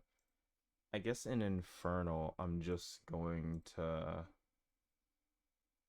basically just, I'll just say leave now. Just like, do they understand or do anything? They just kind of float above you, but kind of looking at you. You notice they kind of just gibber a bit. You could see them kind of slowly just kind of looking. Uh, After a bit, they still seem fairly aggravated by seeing you. They all kind of focus on you.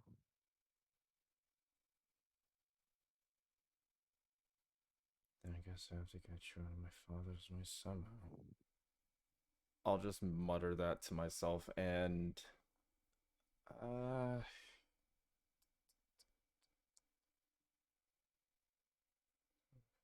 he's a bit farther away.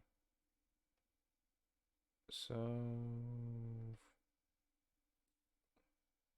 here's from now. Putting both my palms together and separating them, a crystal starts to form as it turns into a full-on knife. I'm going to cast Ice Knife as I throw it towards this flame skull right here. The knife midair kind of flickering and turning into lightning.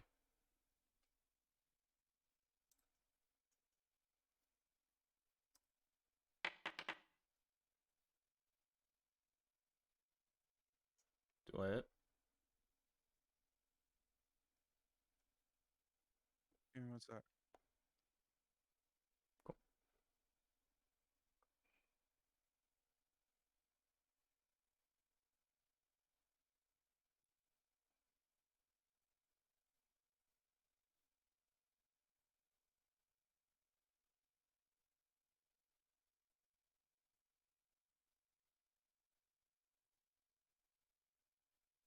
Julio, can you explain to me what just happened? Sorry, I had to email somebody from Human Resources.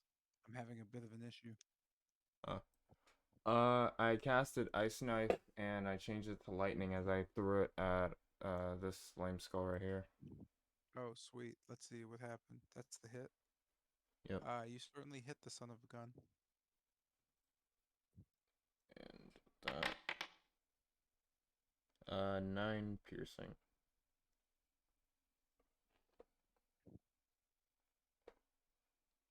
Uh, Now it has to make a dex save. I'm sorry. You said you made it into an element. What element? Lightning. Oh, okay. Hold on. I did something wrong. All right, cool. And now it has to make the deck save. Wait, I did it wrong again. Give me one more sec. There we go. And deck save. It makes it.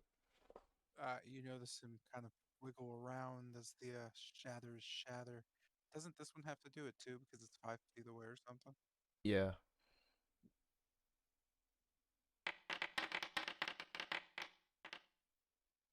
This one doesn't get that chance. That's 6 lightning damage. You could see the bolt static just kind of sweep across the flame. It just kind of spins around with the electricity. You can see it turning the electricity green before it kind of disintegrates up as it just keeps spinning. Oh, you're all just little balls of trouble, aren't you? With that, some of the tendrils that found their way into my body before kind of emerge, lining out of my spine and aiming towards them. Let me.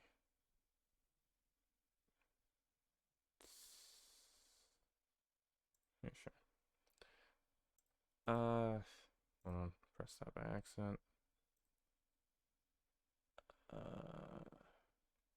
I'll use Quicken Spell to cast Firebolt on my bonus. Basically, the tendrils all cross over as a small bolt of fire begins to flicker and turns a dark black as it goes flying towards them, kind of sparking out with electrical energy. Firebolt, but it's lightning. 17. That hits.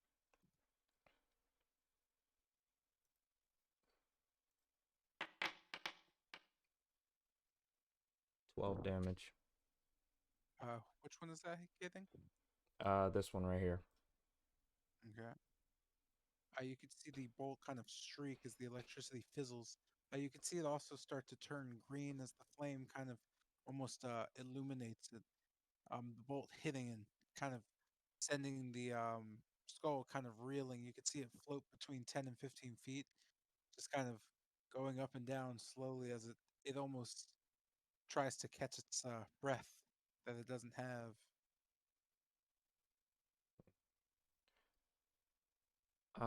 With that, I'm gonna look back to the door. Is it close enough that I can close it using my tendrils? Is that something I can do? Or Uh, I'm not sure if that's like pushing anything. I mean, what do you need? I guess if you need the door closed, it's not really a thing that you can do technically.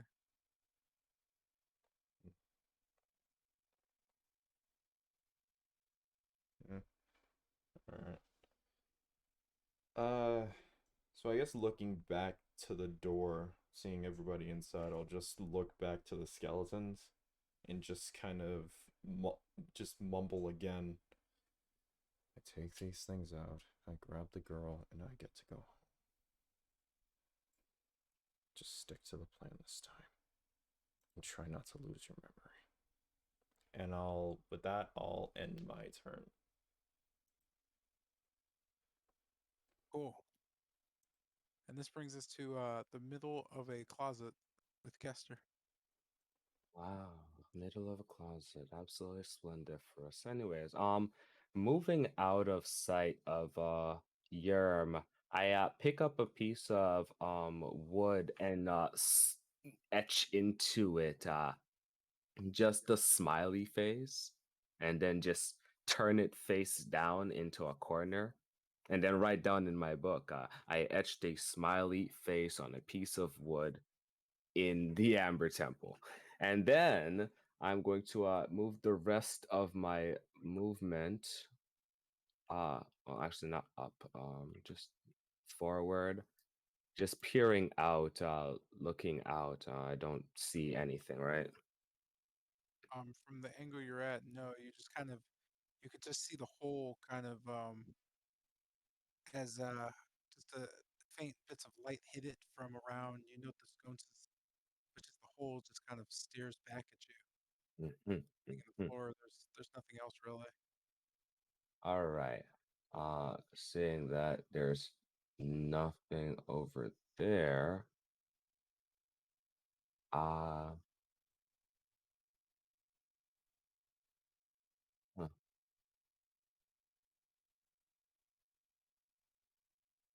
Okay. Okay.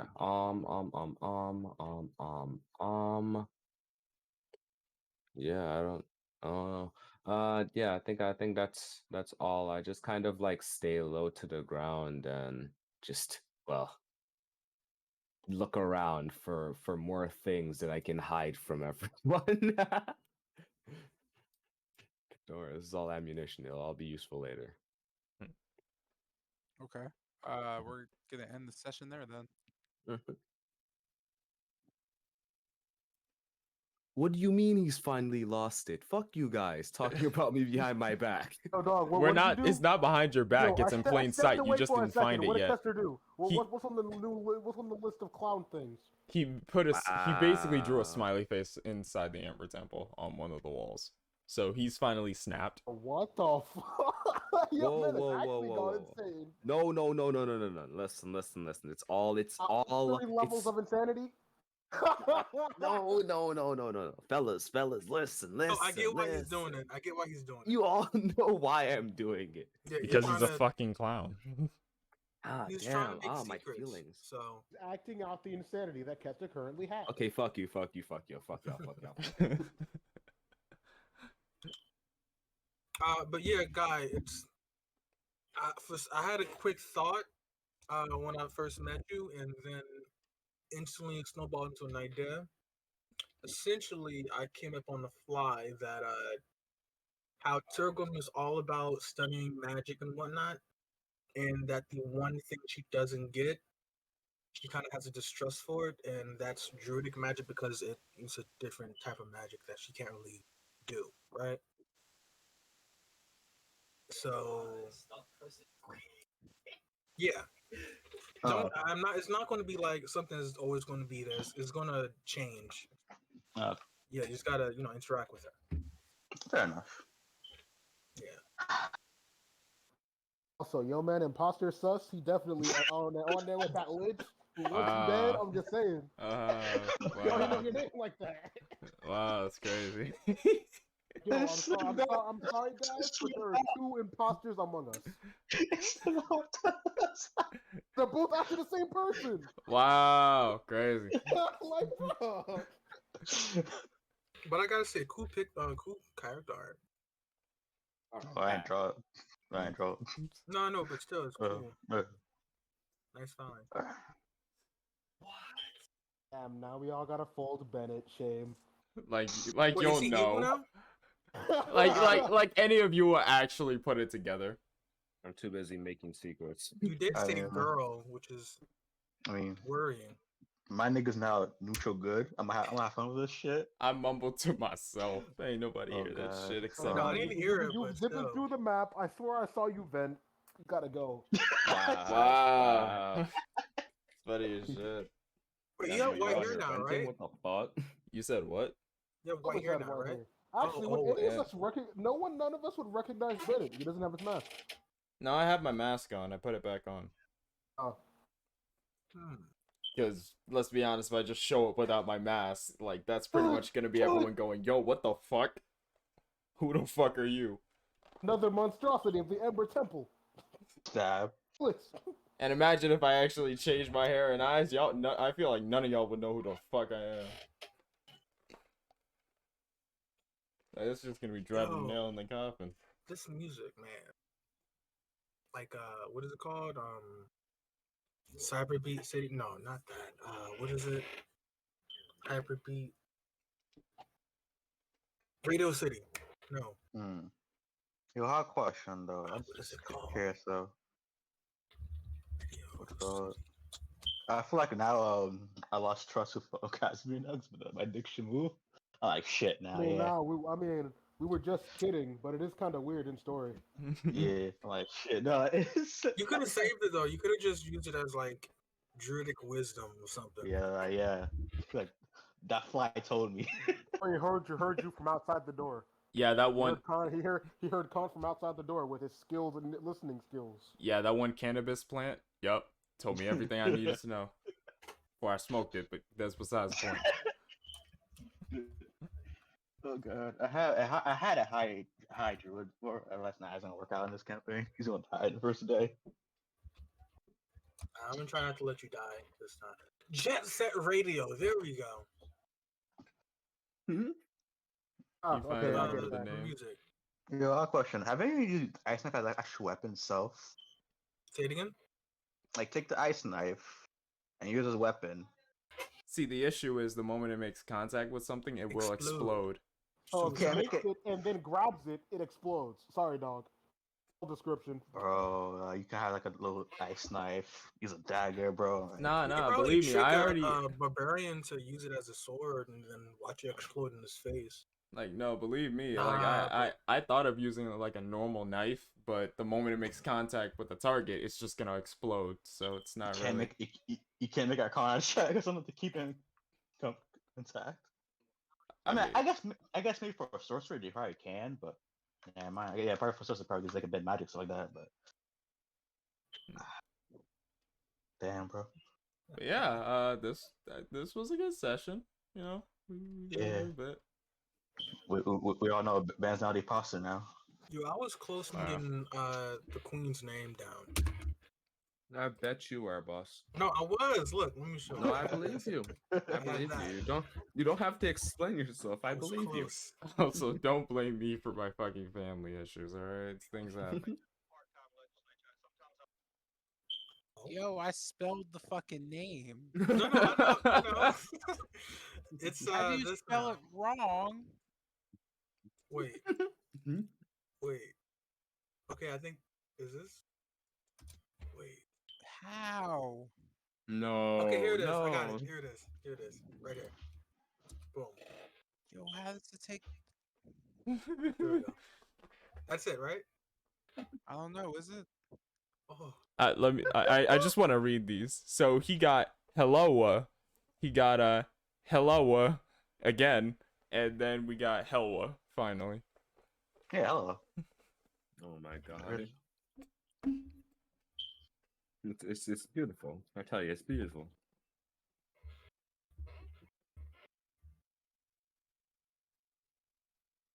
I mean, spelling's not my strong suit, you know. I know. Yeah. Oh yeah, don't worry. We're aware. We are quite acute and knowledgeable of this, man. I'm getting better. I believe you, Not boss. good enough. Oh man. Yeah, that was cool. It's interesting to see you guys got split up like you did. That should be Yeah. Yeah. Considering that the Even- first thing, well, here we go. Let's split up, guys, in a dangerous area. I mean, Yeah, the I first can make thing, things easier. the first thing Casimir said was don't split up. Yeah. That's what I'm saying. Extremely ironic. Oh, God. The only reason I went the other way was well, story related. Yeah. I thought I was gonna Good, die when it came to. Also, how many hours do we have left with this whole lich situation? Based on the 3? session time, yeah, you guys got like the next session. Hilarious. Wait. So who's Hold on, infected? wasn't it hour base? I mean, it is. Your session's 3 hours long. We were in the temple for that was 3 hours in real game time. Yeah. Damn, bro. No. The I'm time sorry for that happened rounds to and you. stuff only matters for spells and shit. Like I give you actual time for everything else. Damn, I gotta speed run this exploration. Yo, fuck you, careful, it's over. I kinda wanna live. See, I told Ain't you. nobody better speed show run. up next session. Yo, someone show up next session, I they're mean- getting capped. I'm gonna roll up to their house. I mean, your goal is to figure out what in the temple could stop you from dying. So, I mean, you just gotta kind of be actionable about what the hell you're doing. Because, I mean, the biggest issue really isn't that anyone's like not doing something. It's that most people's movement is being halved. So I want to fix Pilgrim of that, but damn it, I couldn't do it. It really mean, takes me 2 turns to get out this room. it would be cool if you don't try to do things that are actionable on your turn after passing your turn and not doing things that are actionable, right? Yeah. That would be cool. Because like using your turn to talk to an animal and then saying on someone else's turn, I want to cast a spell on you. It's like, no, what? Yeah. That doesn't make any sense. How do you do that? Oh, sure. Could help. Other than that, yeah, I don't know. Wait, so what does Gil look like? What you call? He's like what? Let me check my thing. I forgot what his height was. From the picture, I'm getting Asian dude, maybe. He was 5'9". Oh, 5'9". Yeah, It's crazy how I he's five remembered nine. that. And I'm like sitting here on Facebook Mm. and it's your character and you didn't know. That's crazy, man. How did I know more about your character than Let me you? look at my real quick. Oh yeah, okay. Basically, he's Okay. 5'9", coverall pelt, shirtless. He's tattooed from druid tattoos on him. Oh, he's shirtless. Yeah. Okay. But if you look on his body, you see some animals that you have not seen. From this one. He's more lean to muscles. What you call it? His arms are like kind of like a little extended, and he has what a necklace from covering like bones and teeth from rest animals carving on them too. And on his hip is a scimitar. On his back is a shield with wolf emblem on it. And he constantly have a quote, like a lazy face, I guess. No, not lazy face, like a bored face, bored expression. He reminds me of this character. Let me see if I can find him. I'm afraid. Okay, calm down. Oh, I found the picture you used, by the way. Damn. Not fast. Wow, Yo, what that's happened? incredible. What happened? I just missed that. What happened? That's What did he say? Did you Google Druid?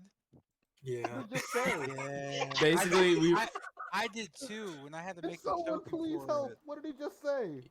he basically looked up Druid and he found the image guy used for his token almost instantly. It's literally no. It's the second one when you Google.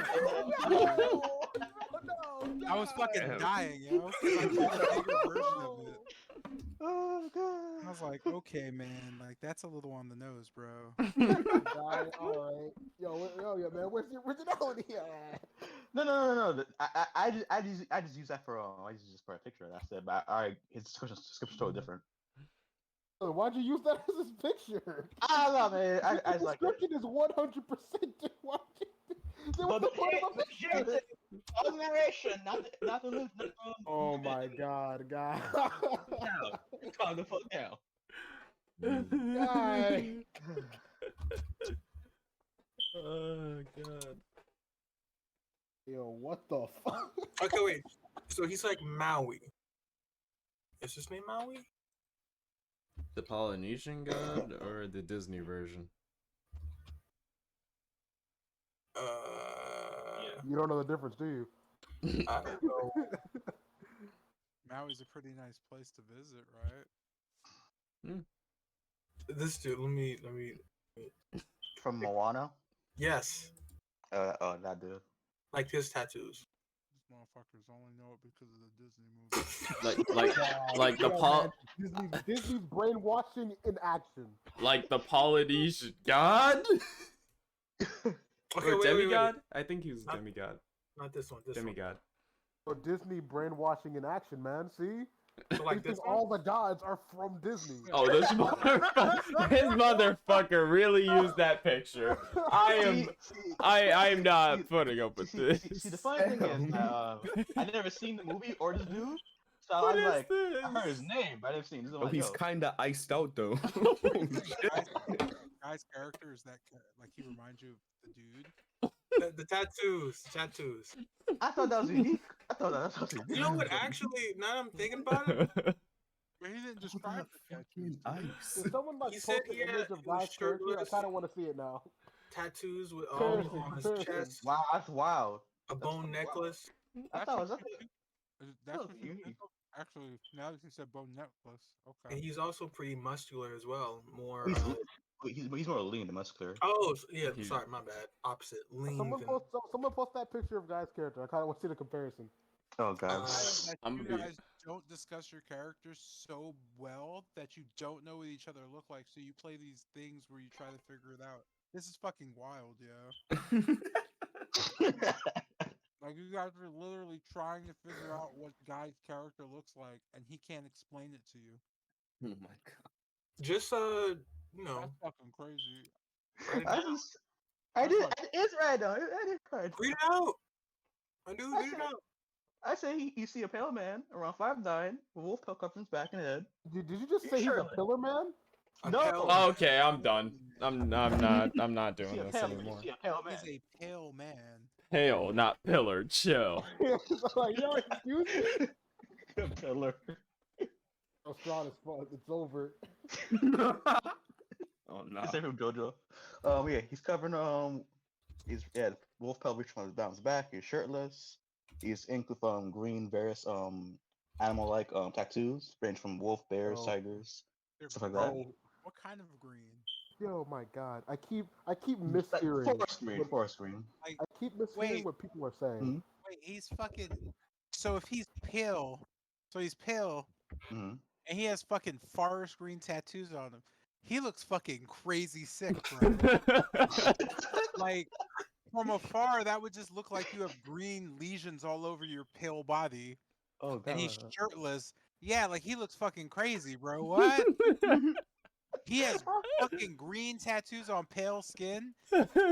Like he literally looks like he's poisoned.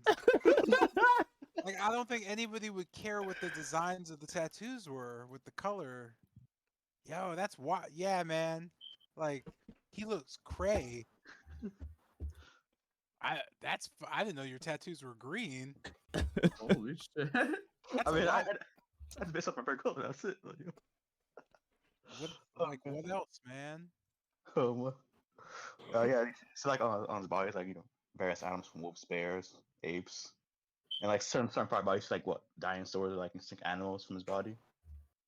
Okay, yeah, like that, like fucking tattoo. Okay. Yeah. He's more lean and muscular. Yeah, actually, do you like I guess that's wait, where the fuck is tattoo from? Hold on. Tattoo? Yeah, the comic book character. It's basically he's describing the comic book character tattoo. It's a Marvel character. I forgot. I think it's an Electra villain. Basically, he has tattoos of animals on his body, and Does he whatever make a snake appear? he could like. No, he like just transforms into them and shit. But I don't remember if that's the exact like power or not. I think I've seen. Or is it Ink? ink? No. You know what? It was just for the movie then. But in the X-Men in 2013. Oh no, here it is. Yeah, it's for the movie. Tattoo was a ninja. Yeah, it's fucking terrible shit. Okay, cool. Sorry, guys. Description remind. No, he's a fucking real character. He was created by Mark. No, this is Mark Millar's daughter. Blah blah. That's the name of the character. Tattoo. Yeah, he has like tattoos on his body, and he makes them do things, and they're animals. Fuck, that was unique. Fuck, that was unique. Unique. You thought you came up with a unique thing? Nah, Imagine. man. No one will Yo, ever be unique right? ever. Like Damn it. imagine. I tried. I mean, you don't have to try. There's no way you could be original. That's not possible. Everything has been thought No of matter before. what someone Yeah. makes up, you'll be compared to something no matter how small or obscure. Damn it, bro. Nothing is Because completely. That's just life. Yeah, you just reminded me of that. So, I was like, oh yeah, I remember that. There was a That's dude. what you There call was like a what? dude who fucking did that. Damn it. Like But I like mean, what? that's been used a million times. Tattoos that come to life and shit. Oh damn. I think it's a D&D item as well. Yeah, it's magic item. Mhm. Ah, damn it, bro. That's That unfortunate. said, so he's a pale dude with green tattoos of animals, Yeah. and he wears a wolf's pelt on his head. Yep. Yeah, he's a fucking junkie, boys. He's Yo, man, he be on that special stuff. yeah, like he's just like a fucking meth head. Man. Yeah, Oh good luck. god. Like, good luck with that, man. Oh god. my god. That's gonna be fantastic. That said, when you guys like do the introductions, you guys should do the whole looks and stuff. It would help you figure out the fuck your characters are looking I like. just said that. I just said from the beginning. No, How did it work? I just Oh. mean in general. Oh, okay. Because somebody said that earlier, they have no idea what the character looks like. Okay. Oh, Zion about Khan, that he doesn't know what Oh. he's wearing, and it's like, yeah, I don't actually know what he's wearing either. Oh, I, okay. I did just say made that. up. Huh? Oh yeah. Well, No, I just remember I did say that. so you guys like what a Yeah, scimitar that shape of crescent. I've Baggy just been pants. imagining a head floating around. I ain't gonna lie. Oh, that's. It's- I'm gonna go and do kitty litter and go to bed because I actually have to work tomorrow. Alright. All right. Night. Night, Mr. J. It's not a trick. Right, boss. That's why, bro. I look sick. You look like a fucking Yo, I need some. patient. Right now, I'm making a bard. Need some assistance. Can anyone help me pick some first level bard spells? Because most of them are kind of bad. No, not gonna lie. Vicious mockery. Level No, one. yeah, Level because one. you gotta I mean, remember it's Bard's mostly don't- sport class. It's a Yeah. sport class. It's not made for So, damage, bro. you gotta So, realize Oh, what listen, you're trying to do with your bard. look, yo, I did not say anything about damage. I said just help me pick some because a lot of them are bad. What are you trying to do? they're not bad. It depends on Okay. how you use it. Isaiah, what are you trying to do first? I mean, That's anything important. really. Yeah, like what's your goal in mind? Like how you play your gotta- bard? Yeah, you gotta choose, man. There Like is when I some when I goal. I made just want a general recommendations. Period. okay, let's see then. All right, let's make him a stereotypical bard, everyone. Yeah. So, You want Sean- horny, you want- horny, the and more character- horny. the Got it. character- What well, level are you? The character is a demon performer with a chain motif. Okay. Oh. And what level are you? 3. 3? I just start my characters at 3 and save them. All right, so you have level 2 spells. Okay. You want Bane, you want Charm Person, you also want Distant Whispers. I don't know if you want Fairy Fall. It really depends. It's a good spell to have, but that's up to you. A feather fall. Yeah, it's essentially it's what what's Yeah, it? I know where it is. Yeah, it's a good spell to have. You don't need to have it. No. Healing Word is also a good spell to have. It doesn't fit the picture. I think you have in mind. You said cure wound. You mean cure wounds? No, Healing Word. It's a bonus action healing spell. Yeah, bro. I ain't gonna lie, bro. Cure 24. wounds ain't for your bard. No. You don't really need to have that. It's just it's good. It's good to have. What else? Tasha's Hideous Laughter. That's a good spell. It fits your character. Going to second level spells, we have Crown of Madness. Perfect spell for it. That can probably be your signature thing. Invisibility. And yeah, wait, invisibility. Isn't that third? No, Oh no, I no, see it.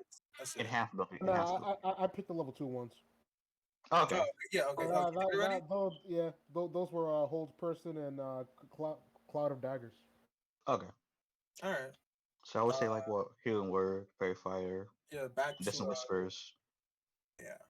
What is Sky Self? Oh yeah, that's a good spell. You said you're a tiefling, right? Kinda, sorta. It's a special backstory thing, but effectively a tiefling. Mm-hmm. Okay. Then you What's should. the race? What's the race you think? Yeah, because you might get expended. No, I already got. I picked the one that gives plus Dex, Glacia. It gives like a minor illusion, disguise self, and invisibility at 5. That's a good one. Yeah, you don't need. Okay.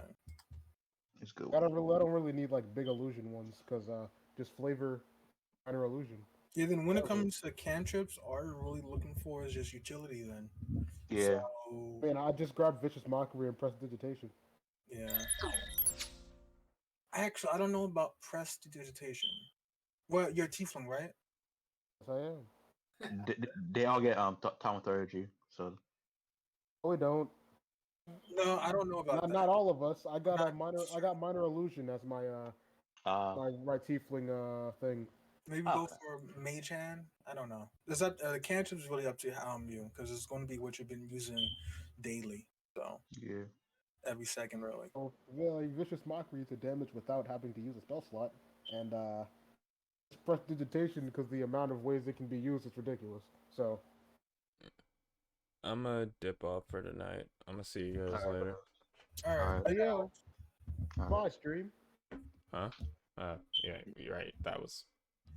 It So completely slipped question. my mind that I was streaming. So Wow. question. So question. Idiot. So question. You're the white space suit person, right? You're white, right? What do I Or what? black? Among us, is he white or black? I don't know which color is he. Obviously, it's red. Idiot. Because red Fuck. sus, lol lol. Yeah, right? Exactly. That's sus. I Wow, I that's will sick. I will not regret betraying you all. Goodbye. Anyways, thank you all for watching. Let's go form into a raid really quick. We're I think he's streaming. I mixed up the last letters in his name. But yeah, we're gonna go raid Mr. Voodoo Ush. Right now he is currently streaming, I think, WWE 2K19. He's doing this new thing where he takes wrestlers of old and kind of goes through bouts, different things, kind of a universe mode, where you rent a character tonight instead of VDW, where you would usually, I guess, get a character and you just kind of play. I think that's what he's doing because it shows old school. But yeah, old school VDW, basically taking wrestlers of old, putting them up against each other, settling feuds in the past that never got settled because of real things, stuff like that. So yeah, thank you all for joining. Let's all give Voodoo Ush a much appreciated raid. Thank you all for stopping by. On Wednesday, we're gonna see some more conclusions to this little bit of a twist and turn we've hit in the story. Will Bennett betray the party? What's going on there? Casimir's and Tilgrim's trip into the Amber Temple, and will Kester actually be sane? We already know the answer to that, but it remains to be seen. Christ, I shitty when I talk about myself. Anyways, thank you all for watching, and we'll see each and one of you beautiful people in the next one. Tomorrow we are doing WC2K19, DKW, 5 p.m. Eastern Standard Time. Mark it down. Do not forget. Thank you all for watching, and sayonara.